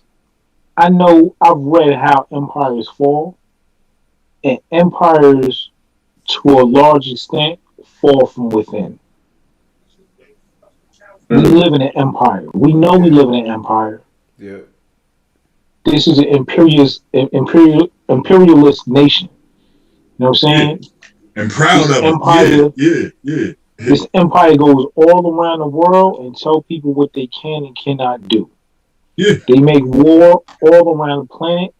They remove leaders. They replace those leaders with dictators. They make moves all around the planet on an imperial level, on an empire, on an imperial level. They make empires fall from within. Yeah. And this motherfucker is falling. Listen, hold up. We had an attempted coup d'etat in the United States of America. Let's not sugarcoat it. Let's call it for what the fuck it was. Nah, and yo, tried to take over. And to further like tell the truth of what it was, the only reason why I got that far is because it was white people. Let that have been like all of us and 30 more niggas trying to do the same thing. We'd all been dead. We'd all been dead. But hold on. Come on, man. Hold on. Me? But hold on. This is where I fuck with shit. With damn. Anyway, this is where race has no issue. Yeah. Race has nothing to do with this shit. This is I'm not gonna say nothing to do with it, but this is more ideological than anything else. Exactly. No comment. Exactly. Because you got white people that's against this shit as much as we are, and on the other side you have white supremacists and you have nationalists. So I'm not gonna say race doesn't play any part, but on a bigger level, this has nothing to do with race. And let me tell you something, man. This country it's fascism and it's anti-fascism. And something bigger than that, bro. It's like primal. It's greed and selfishness. Let me tell you, this country's already done. It's just like we not. Before the time we die, and it's eroding in real time. No, yeah, it's look. They not going. This is not going to be done in our lifetime. But we already on the downward end of this. I don't know about that. Let me. We're like in the. Are we really though? Are we really though? I think that. Revenge of the Sith just yet. So look, go ahead. Look at like World War II, right? Like, and how America responded, and it was a time where they was like, everybody, we need y'all to ration food. We need you to fucking, you know what I'm saying, sell your cars. We need you to fuck women who have been used to being housewives. You know what I'm saying? We need y'all to come into the workplace. You know what I'm saying? Fellas, you know what I'm saying? We need you to do everything you can. And like America as a whole, You see what I'm saying? Came together. Even if they didn't agree with the war, they like, all right, man, fine, I'll rest my food. And COVID showed me, and this ain't about anti-vax or none of that. This ain't about a vaccine mandate. COVID showed me as a whole, this country is selfish than a motherfucker. We're not going to do anything for the next man. We're not going to do anything that doesn't benefit us. There's no unity. So this country is a bunch of motherfuckers who live next to each other. We're not like... Hey, you knew that before COVID, though, my nigga. You knew that before COVID. You feel me? Yeah. But it's true. But it's more true now than ever, man. Yeah. But the one thing that whole experience showed me, as far as no comment asking, but we close to the end. The one thing the experience of the quarantine showed me is like, yo, they could stop this motherfucker if they want to. Because they could, just bring in, sprinkle in shit, laws and stuff like that. Like, yo, stay in the crib and it's the best thing for you. And you know what I'm saying? All of a sudden, everybody following suit and just running. Hey, but that was worldwide, though. You feel me? But that's what I'm saying. So when he asked, yo, are we close to the end? It's like, yo, they just showed you. Because you remember, Trump was like, oh, this is a drill. You know what I'm saying? Yeah. So they just showed you, like, yo, we could pull some shit real quick. You know what I'm saying? And have y'all adjust to it, like, to a shutdown. We still ain't really adjust to everything because niggas still doing remote work. You just had some kids go to high school and they walked out of here like, yo, well, I gotta be here when I could just be at home doing it. So everything is shifted, man. Kids, you know what I mean? So members, man. whether we close to the end or not, shit, I think we are. Yo, I see. I say it because we had, look, our family's from Honduras. You know what I'm saying? I think I told y'all before, I had plans to go down there. Like, I've been down there one time, and I had plans to go down there again. And the time I was planning to go down there, the president just disappeared. Oh, yeah. Like, the nigga just disappeared. Like, what you mean he disappeared? Nigga, just what the fuck I said. Where the fuck is the president? He didn't have the Find My iPhone on? Shit. He was just missing. You know what I'm saying? That nigga just vanished. The nigga, yo, he just vanished. That's crazy. We ain't see him in a week. The military is taking over. You know what I'm saying? I come from, my family comes from a third world, quote unquote, third world nation. You know what I'm saying? That's where coups happen. We had a coup, an attempted coup in the United States. And somebody said it a couple weeks ago. What do you call a failed coup? Practice. That's right. Yo, it's gonna happen again. Yo. Okay. An insurrection. Now hold on. Let me get this up. So I've been biting my tongue for a little bit. So it's like, all right, man, like nothing new is under the sun. You feel me? It's like, yeah, we saw them niggas do that January 6th last year and everything. It's like, yo, they attempted to buck up and take over. But at the same time, it's like it's nothing new to what. Excuse me. It's nothing worse than what this country has seen before. Like, we live in 2022, like, this is our normal society. So, like, we read about things in history books and everything. But it's like everything that we're reading about in the history book was their normal society back then at their time. You see what I'm saying? JFK, so, that was a coup. Yeah, I'm getting it. I'm saying, I'm getting it. Yeah. I'm getting it. Nigga, before JFK. Yeah. Yo, we tired of this, we tired of that, we gonna go to the Capitol. Nah, nigga, way back in 17, 18, whatever, we tired of this, we tired of that. Nigga, we about to go to the war with our own country. Mm-hmm. You see what I'm saying? Yeah. Imagine, like, right now in 2022, Oklahoma, South Dakota, North Dakota, just, like, nah, you know what? We ain't even fooling with y'all no more, nigga. We got our own money. Yeah. You see what I'm saying? Yeah. But then, that's what legit what happened in this country at that time. That's right. You feel me? Yeah. And then, like, just like you said, in Honduras, niggas got the president. We can't find him. We don't know where he at. You see what I'm saying? Nigga ain't share his location with nobody. That man is in the dirt. Then, okay then. But like, real coups actually happen in America. Yeah. Abraham Lincoln, that nigga's dead. JFK, that nigga's dead. What you think that was, bro? You see what I'm saying? That was cool. It looked like a coup to me. Yeah. You feel me? Mm-hmm. I don't believe like that's what this country does, bro. Niggas just use different languages about it, but it's the same activity. Right. But what I'm saying is a visual representation of motherfuckers taking over the Capitol. Yo, you ain't see that visual representation of this nigga JFK going back into the left? You know what I mean? Well, hold on. Look how smooth that coup was. I'm saying, like, don't get me wrong. I agree with you, but look how smooth that coup was. Look how smooth that transition was. They killed one man and kept it moving. That's right. Right? Yeah. This different. It's different. No, and look, here's what's really scary, bro. Like you said about the This coup shit ain't that we saw, smooth. the coup that you saw on January 6th. Let's keep it real, bro.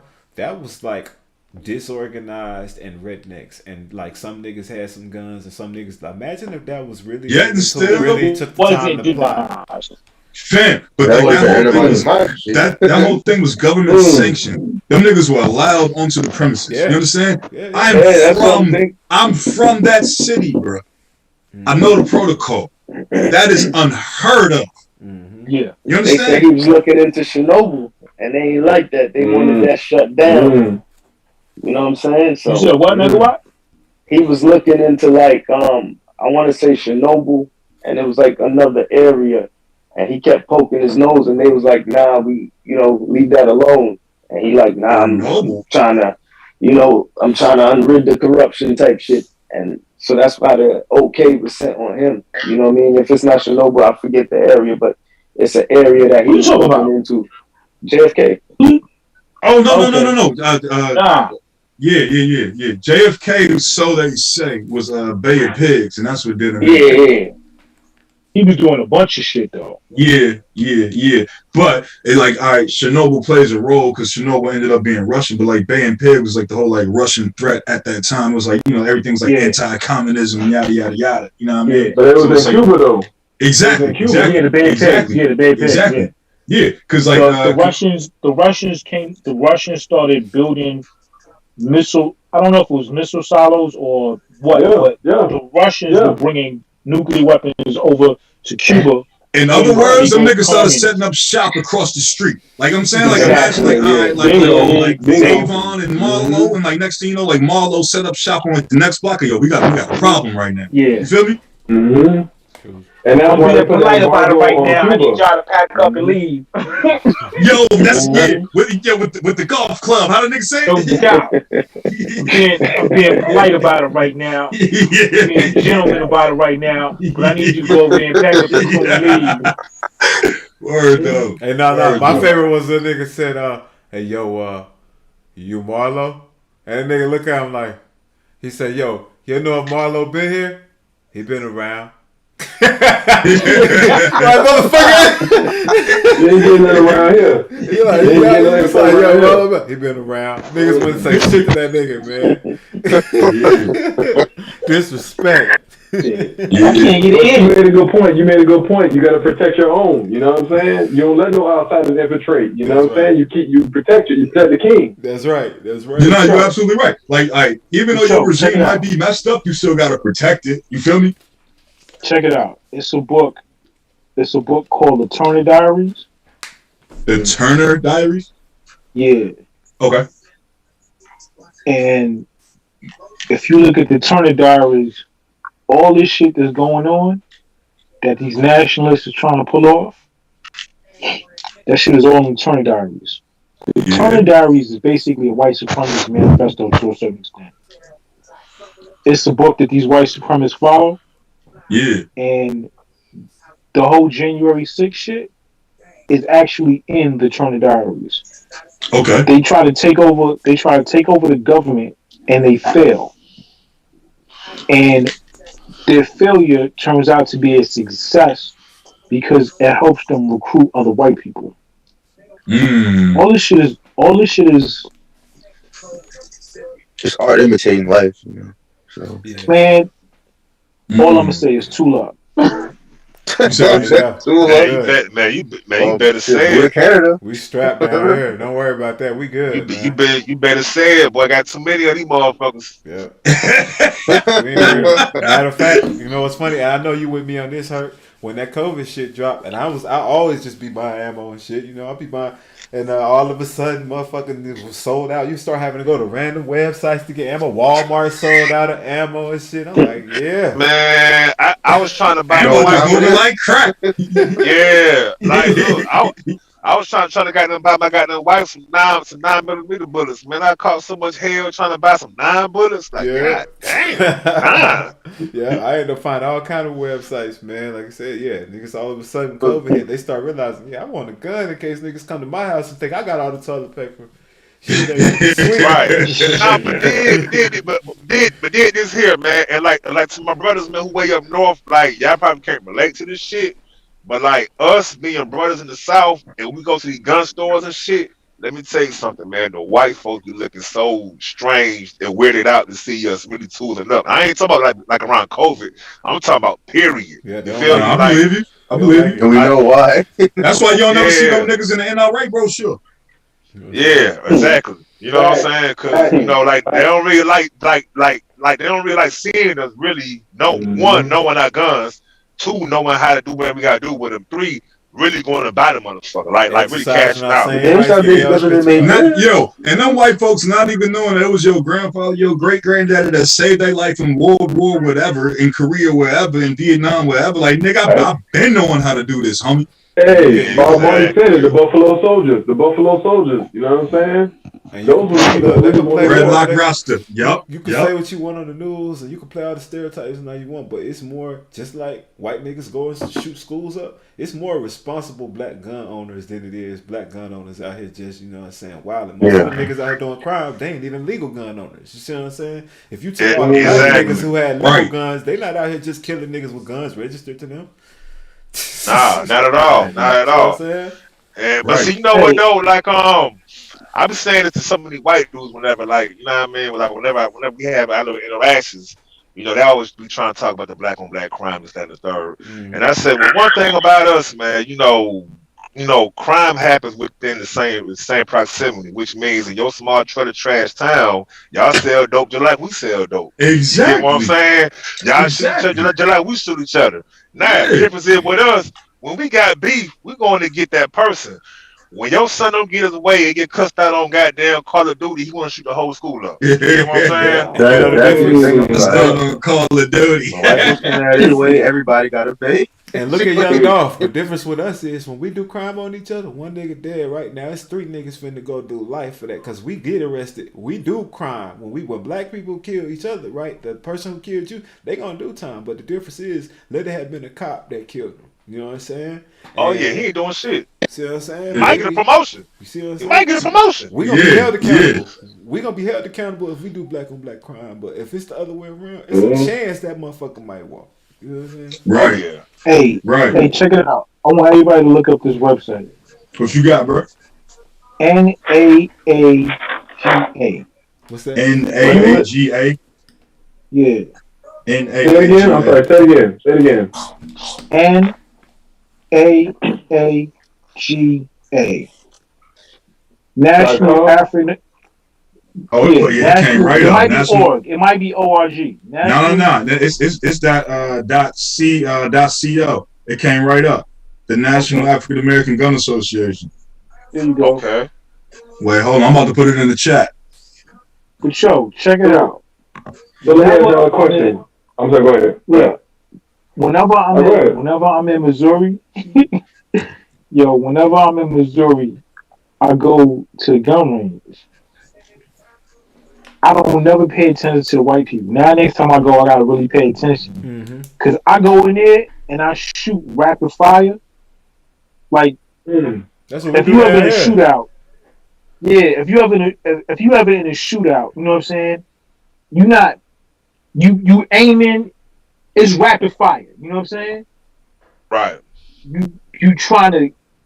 I practice rapid fire and counting how many rounds I let off and knowing how much ammunition. You know what I'm saying? Right. I be practicing. You know what I'm saying? Because you can't do that shit in New York. You know what I'm saying? Man, down here we good, bro. You go down to shooting range, just be right next to your gym. But like I said, whenever I'm in the Midwest or I'm out of town somewhere and it's a gun range around, you know what I'm saying? I go shoot, and you know I shoot the practice to make sure my aim is still accurate. That's right. You know what I'm saying? So I be rapid fire. But I don't never pay attention to the white folks in there because I don't give a fuck. But now, Yeah. since I think Hurt said it whenever he goes to the range, you know, white people always looking funny. Now I gotta really pay attention to that shit because I don't never pay attention. I go in here to take care of what I came to do and be out. Because But they now I believe in really gun rights for them, gotta but pay not for attention. us, man. They really hard on that Second Amendment, but they don't want it for Yeah. us. You know what I'm saying? They really don't want Yeah, it but for it's us, always man. been like that. It's always been like that. It's always been against the law for black men to bear arms in this country. Yeah. Right. That I have a rule question, was made for them. That rule was made for them. The Second Amendment was made for them to have militias to make sure that slaves didn't revolt. And in case slaves did revolt, they had a They put militia them to handle down. that and put it down. Exactly. That's what the purpose is. That's the shit motherfuckers don't want to talk about. You know what I'm saying? That filibuster shit, motherfuckers don't want to get rid of filibuster. The whole purpose of the filibuster was to keep slavery in place. Yep. You know what I'm saying? Was to keep the ex-slaves in check. That was the purpose of the filibuster. But anyway, let me let y'all rock. I'll talk your talk, my nigga. Nah, that's good info, man. Yeah. That's a good shit. Yeah. Yeah. But yeah, man, National African American Gun Association. Pull up. They don't like to see it. They don't like to see it. No, Nah, they don't, man. I swear to God, that Extendo. Get him in the head with a stick, boy, with a full stick, man. They don't like to look, see it. hey, look. Let me tell you this here though, man. Another thing, man, for y'all people, man. For my folks up north, man. You was to ever come down south and buy a Glock, right? Let's say you want to add that 30 to that motherfucker. Boy, they going to talk shit about you for doing that. Like, what you gonna get that for? That makes your aiming accurate. Like that's stupid. That's a dumb thing to do. That's With them hollows, boy. Come play with your boy, man. With them hollows, nigga. You ain't leaving. No, what I was basically saying was like, you know, like the white people who sell you the guns be somewhat judging you if you was to buy a Glock with 30 round extension. Now, granted, they'll sell it. But they're gonna try to like critique it, discredit it, and basically ask you like, why the fuck are you buying that? That's right. All right, but nah, you already said the most important part though. Granted, they'll sell it. You feel me?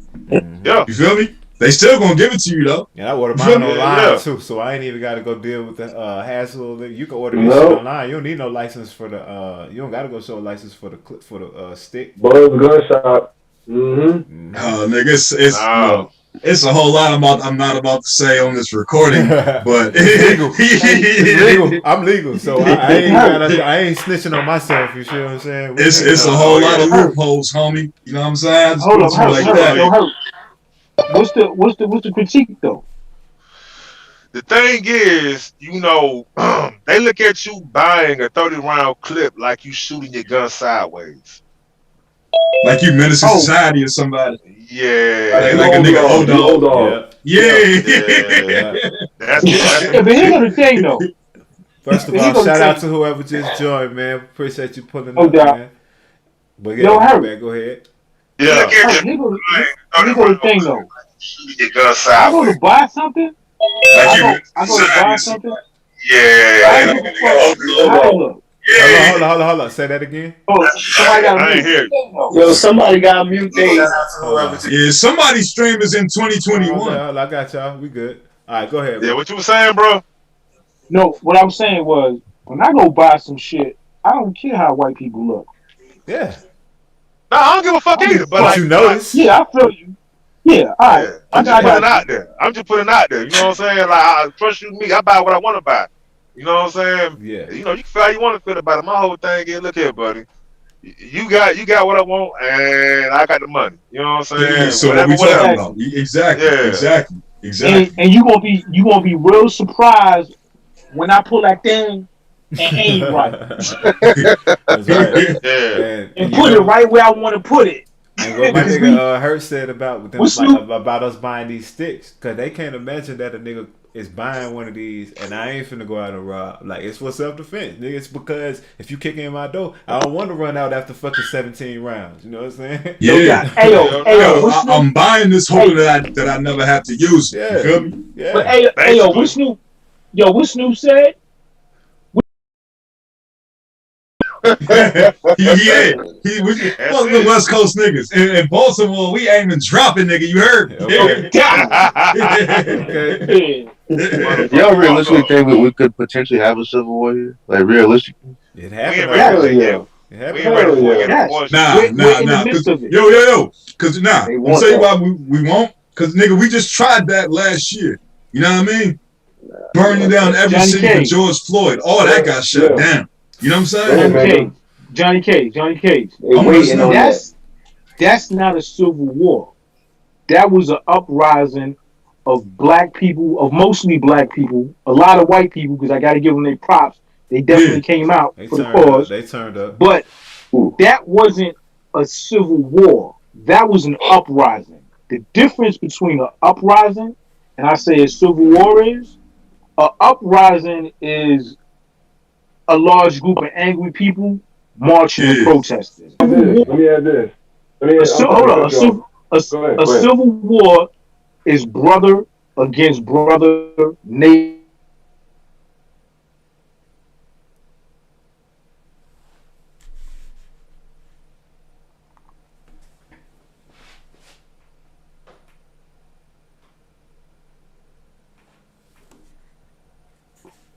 I think it's gonna be another civil war because people can't go through what we did, last couple of years. I don't think so, personally. I don't think so neither. Cause I'm like, like if niggas get shut down again, they'd be mad. But if niggas get them stimulus checks, they'd be all right. Not only that, everybody got dope. We're life as Americans. We don't have to jeopardize that. Hey, She, what you say, She? Hold on, you can't. I was saying as Americans, we're kind of accustomed to a certain way of life. So I don't think people here would be willing to. This first world shit over here, baby. We got Wild, we got Xbox, we got Nikes, we got Buffalo Wild Wings. Nigga, look, you know what I'm saying? Like, we got Edison. Hold on. Nigga, what Johnny Cage just said, all that shit he just named, that's what you got in America, even if you poor. You understand what I'm saying? Like, exactly. You got a smartphone. You got fucking streaming TV. You got fucking Buffalo. Even if you broke, you got that. You got $5. Yeah. even with you hating a different group of people, you can still have all these things. You know? Yeah. You know what I'm saying? I feel you. Hey, no comment. Go ahead, get your shit off though. I know you've been wanting to say something. Go ahead. Yeah, get that off. Check it. We got all those luxuries, and we to a large extent, we got a lot of first world problems. This is true. But there's something going on within this country that you just can't dismiss. You know what I'm saying? Yeah. And it ain't got nothing to do with none of that first world shit. Yeah. Listen, there's going to be another election. There was an election that just passed, and it was quote unquote stolen, right? Yeah. Another election is coming up. You got the 2022 elections coming up, and then you got the next presidential election coming up. Yeah. Trust me when I say the shit that went down was practice. It's the preview. Okay? Look, first of all, a lot of the chick that got shot, Ashley Babbitt, she was Air Force. Right? Yeah. A bunch of those dudes that got arrested is military, ex-police, and Air Force. Yeah. Trust. This nigga be dying. Hold on, like no comment. Like this nigga be saying this shit like he not read the you know what I'm saying? Classified files and all that. Like I can only say so much. This shit is public information. That's the type anyway. If you just look at the type of niggas who gonna be the type to storm the Capitol, be a nigga who's an ex-cop. You know what I'm saying? Be these motherfuckers. Yeah. Like it's the same group of motherfuckers. Look, all I know is, you know what I'm saying? All I know is when 2024 come around, nigga, when it's time to vote for president, I already know who I'm voting for, nigga. Dr. Umar, nigga. What? We out. Where that school at? Where that school, man? What you talking about? Donation. See, no, you not recognizing. The school is in your mind, homie. I want my for But that's the greatest scam known to man, boy. That's the greatest scam known to man. God damn. Umar Johnson, bro. And then I Umar see showed the school. and he be going in the old dirty buildings like, yeah, we making progress, man. We got Making progress, y'all. we done got the That rest. nigga be up in the band though, talking about that nigga be up in the band talking about, yeah, this gonna be the library. Hey man, with one dusty ass chair there, like, look, we got a chair we just bought. We got some more coming for y'all donation. Fuck out of here. Infrastructure's good though. The infrastructure's good. Yeah, it got good foundation. Right. Going in the they ain't building no goddamn school, man. You ain't even got who? Man, yeah, I don't Right. even start over. Hey, yeah, man. Hey, go ahead, Herb. I was gonna say no. He be staying in one of them damn abandoned Dollar Generals. Calling it school and shit. Look, he be like, our school gonna have a lot of fabuloso. I'll buy that for $1. Gonna smell like lavender. Right. Hey, the only flavor they sell. No, that's the only flavor of fabuloso they got. Lavender. Oh, people like lavender, man. Hey, no comment. You right though. Like everything. Last year on January 6th, like that was practice though. You see what I'm saying? It was like practice and recruiting because I'm like niggas is definitely seeing, like how many people like actually agree with them. Like after the whole like quote unquote takeover, whatever, like dies down. Nigga, there's a whole lot of like money exchange and like a whole lot of messages and emails and calls being sent. Like, yeah, I support this. I'm saying like I'm with that. It's like, nah, you're absolutely right. Johnny, here go the other shit though. The other shit is that a lot of those people that were very vocal as far as the 3%ers and the Proud Boys and a couple other groups. Yeah. Yo, you know the leader of the Proud Boys was a nigga. Yo. Wait, what? He's a Fed. Exactly. It was a black gay nigga that's the leader of the Proud Boys. He like, yo, no cap, y'all niggas can Google this. Wait. He's an informant. But okay. He's an informant. He turned informant. But what I'm saying is, check it. Go ahead. What's your question? No. I think you answered it. I was just trying to figure out, was y'all saying he's like a Fed, like a plant, or he's an informant. Yeah, he's I an get informant. you. Yeah. Okay. But what I was saying was a lot of the people who are most vocal in those groups, they're no longer vocal, and they going underground. So you're not seeing them anymore, which is even more dangerous than them being vocal to a certain extent, because now you can't track them. That's how we. Because they're not on social media. Is that how we get another Tim McVeigh? Is that how we get like another Oklahoma City bombing? And see, that's the other shit. People think Civil War is going to be like it was back in the Civil War. Now I don't think it's going to be like that. I think it's going to be a bunch of Timothy McVeighs, a bunch of just fucking random lone wolf terrorist motherfuckers. Yeah. I could see that. Shit. I think shit about to get real dangerous. I don't think it's not new though. Honestly, I think that shit been happening. Oh, it's not new at all. You know what I'm saying? They've been playing this shit forever. It's just about to be new to us in 2022 and beyond. But what you're saying is true. Like it's nothing new under the sun. We just living in this current timeline, you know. Exactly. G. Yeah. No, who knows about Charlie Manson? Yeah. Not you. I don't know too much about that nigga. Charlie Manson's rampage was a bunch of convoluted shit, but basically he was trying to bring something called Helter Skelter, which is basically he was trying to start a race war.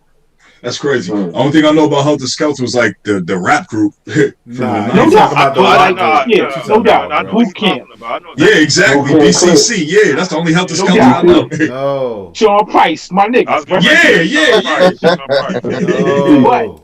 Hey man, don't forget about rocking this man. Back on that first album, we were kind of hard. Oh, wow. Hey, Hurt, talk your talk, Hurt. Don't get fucked up. You come from the South, nigga. Don't got to think I don't know nothing. Hey, Hurt, you remember T-Rock? Still hard. Oh, man, T-Rock. Listen, that's one of the best rappers. He was one of the coldest to ever come. He got screwed by 3 6 Mafia, bro. One of the coldest, man. He did did. But hold on, though. Like before we get on that, let's let homie Prince. We were talking about the whole Charles Manson help the skeptic shit. For sure. Boom. So the whole helter skelter shit. Charlie Manson basically he had this family, this cult, and they went to Sharon Tate's house. They killed this pregnant woman. They killed everybody in the house, and they scrolled all over the walls like something like "Die Pig Die" or some shit like that. Talking about the cops. They was basically trying to make it look like Black Panthers or a black organization did it by scrolling pig on the wall. Yeah. And they were trying to bring about a race war. Yeah. That was part of the whole shit of why that happened. There was also some other shit going on with Charles Manson making music, and it was some other shit going on. It was a lot of convoluted shit here. This nigga Charles Manson had a mixtape. Yeah. Nah. So look, hey, quick question though, bro. Like, so like, hey, let me speak on that real quick. I was going to say something. Go ahead.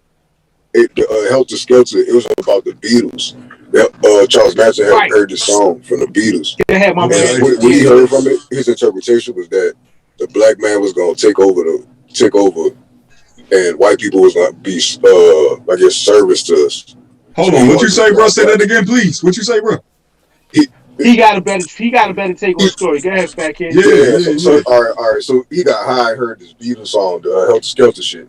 And then his interpretation of it was that black people were going we was gonna have this big race war, and black people was gonna win it, and he wanted to be on black people's side. So like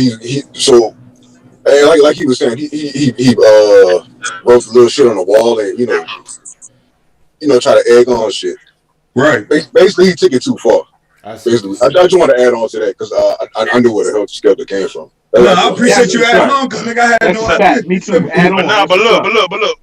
Quick question though, dog. Like on all that what we're talking about, do y'all kind of have a feeling that everything that y'all saying, like the whole baiting the race war thing, got something to do with the cop killing blacks at a rampant number to an extent? Yes. Yeah. Absolutely. Yes. Okay. I was just making someone tripping. Yes. Cause I. Niggas is niggas, right? And niggas been niggas since niggas been alive. You feel me? So it's like, yo, niggas already knew the dangers. Let's say, yo, why is it so dangerous now to be a nigga? You understand? Right. You feel me? Like I said, it's like, all right, up in this little chat right now is a bunch of like 80s babies. You understand? So I'm like, nigga, we know how mean this country can be. We know that.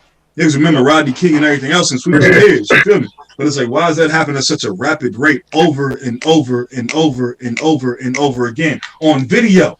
Like, you be trying to escape the video and not watch it, but it end up on your timeline. You be trying to escape the video and not watch it, but it end up on Twitter. You be trying to escape the video and not watch it, but it end up on BX. It's like, yo, come on, man. Like, you be getting inundated with like the murder of people who look like you by people who are like sworn to protect and serve you. And now, how's that supposed to make me feel? You see what I'm saying? And the answer is anything that's acceptable will keep happening.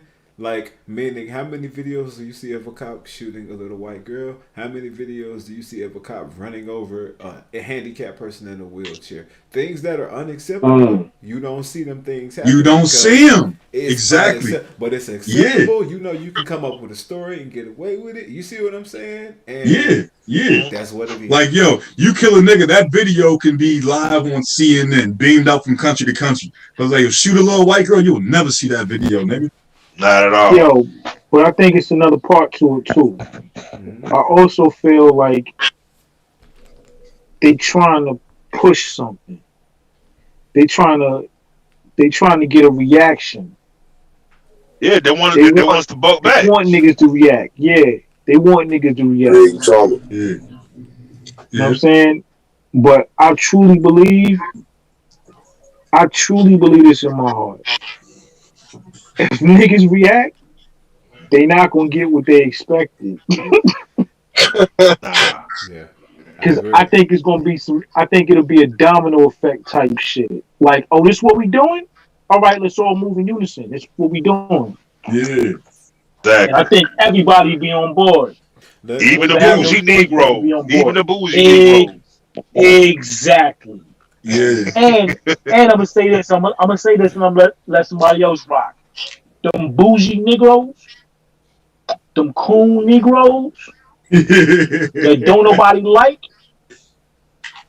they ain't always cool Negroes. That's facts. Niggas, you Now talk your talk. Now hold on. Jason Whitlock. Yeah. Let that sit with you. Nah, you can't say that then drop the mic, my nigga. I'm saying, please explain yourself. I'm listening. What I'm saying is, it's a lot of cool Negroes. Yeah. A lot of them is truly cool Negroes. But a lot of them cool Negroes is spooks sitting by doors. Have you ever seen that movie or read the book? Yeah. So don't be so quick to look your nose down at a coon Negro because he might be of the mindset of, if I'm not surrounded, I'm in the wrong place. Right. You understand that? Right. That's right. And you know what? And that went back. My position is to be surrounded. Yeah. Yeah. Because if ain't none of us here, I think I need to be right here. Exactly. Right. Yo, hey, first of all, to everybody that's up in here, if y'all niggas haven't read the book or seen the movie, like you really need. Movie. It's a classic. Yeah. The spook who sat by the door. It's on YouTube. That shit is hard. I'm trying to see it's on YouTube though. Yup. And you know what? And that went back to how we started the show. What I was saying, like, man, this cancel culture shit has gone too far to where even I call the coon whatever you want. Even I stand on the side. If a dude come out and he's a coach or whatever or whoever it may be, and they come out and they go, "Oh, he said a whole bunch of racist shit." I go, "Okay, what does that got to do with erasing this motherfucker's past and taking away his championship?" I don't care. I'm on his side. You know what I'm saying? If he said some fucked up shit, I'm on the side of being able to say some fucked up shit. Right. You know I look at it this way. If you said some racist shit, how about somebody go over there and beat his ass for us? Get over with it. Be done with it. Yeah. But taking away all on to the next. Yeah. That ain't the move, man. You know what I'm saying? I'm on the side of the motherfucker who should be able to say what he need to goddamn say. And even if that shit is against me. You see what I'm saying? So that should make a nigga, some people say, that's cool. I'm more on your side than anybody, but I ain't gonna just tell you what you want to hear. Just cause saying you ain't all my brother. You see what I'm saying? I thought it was freedom of speech. That's what I thought. Man, freedom of speech, man. You allowed to be. Hey, Hurt, I hear you. Hell yeah. I'm with it. Free John. Hey, what that nigga Dre say? Not question. Is every nigga with dreads for the cause? Not question. And every nigga with balls for the fall. You know what I'm saying? So don't get caught up in the parents. Man, free John Gruden, man. That nigga ain't saying shit wrong, man. That nigga ain't saying shit wrong, man. Free John Gruden, man. Yes, nigga said the mission of lips, goddamn. That was a good one. Man. That was a good one, man. That was a good one. Call that nigga lips out, man. Like, yeah, man, fuck that, man. It wasn't racist. That shit was funny. Yeah. But man, yeah, I feel y'all, man. You know what all right, yo, you know what? That's kind of like something else. There's a difference between like being a racist and a bigot. You feel me? What's the difference? Yo, like, you know, how else you gonna speak freely and say some things? And they might be ignorant, they might be bigoted, but it's like, yo, that don't mean that you a racist. Like, that don't mean that you a homophobic. Like, that don't mean that you a, you know what I'm saying, transphobic. You know what I'm saying? Like, you just. That's absolutely true. Me and my girl, every time we pass a Chinese restaurant, we make a joke with each other like, hell no, we don't stop in Chinese restaurants. We don't trust them. But we joking. We don't mean when we bring the Asian people, we treat them different. You know what I'm saying? Exactly. You feel what I mean? Yeah. Exactly. I ain't gonna lie though, man. Hey, them Chinese folks, man, they got some nuts now, man. Yeah, hate crime, bitch. You know what I'm saying? First of all, hate crime, bitch. Touch me. How did that legislation go through so fast, though? You see what I'm saying? Hate crime, bitch. I said, how did that legislation go through so fast? Right. You feel me? Hey, man, the Asians just had one bad week in America, bro. Just one bad week. One bad week, and they got lost. One bad week. Yeah. Goddamn lost. And look, you in court trying to cry and explain. I ain't beat this nigga ass because he Asian. I beat this nigga ass because he was an asshole. You know? Exactly. Well,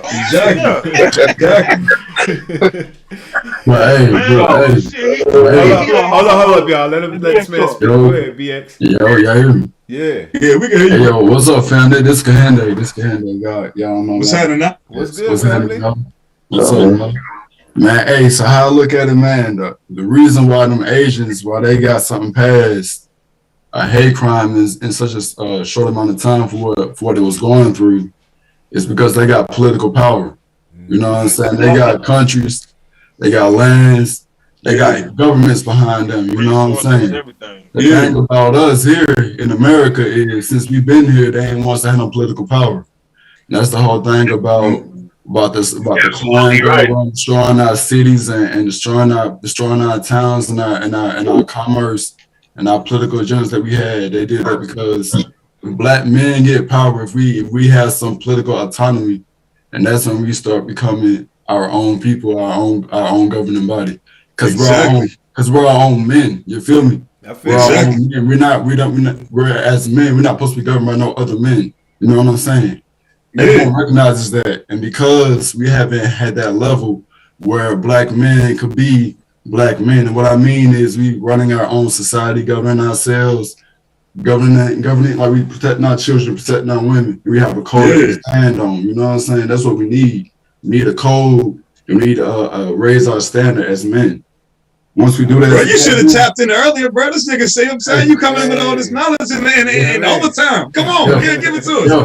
For real, that's what we need. That's what we need this day and time. This is to a point where, you know what I'm saying, if we look at our history, we see that our ancestors wasn't laying down. They wasn't fighting to be no citizens. They was fighting to be their own people. You know what I'm saying? I'm not even Haitian, but look at Haitians, bro. You feel me? White man, get off my land. Haitian people got their own flag. They got their own land. Yeah, Black people got their own flag. They got their own land. We got. Yeah, but U.S. been on their neck ever since.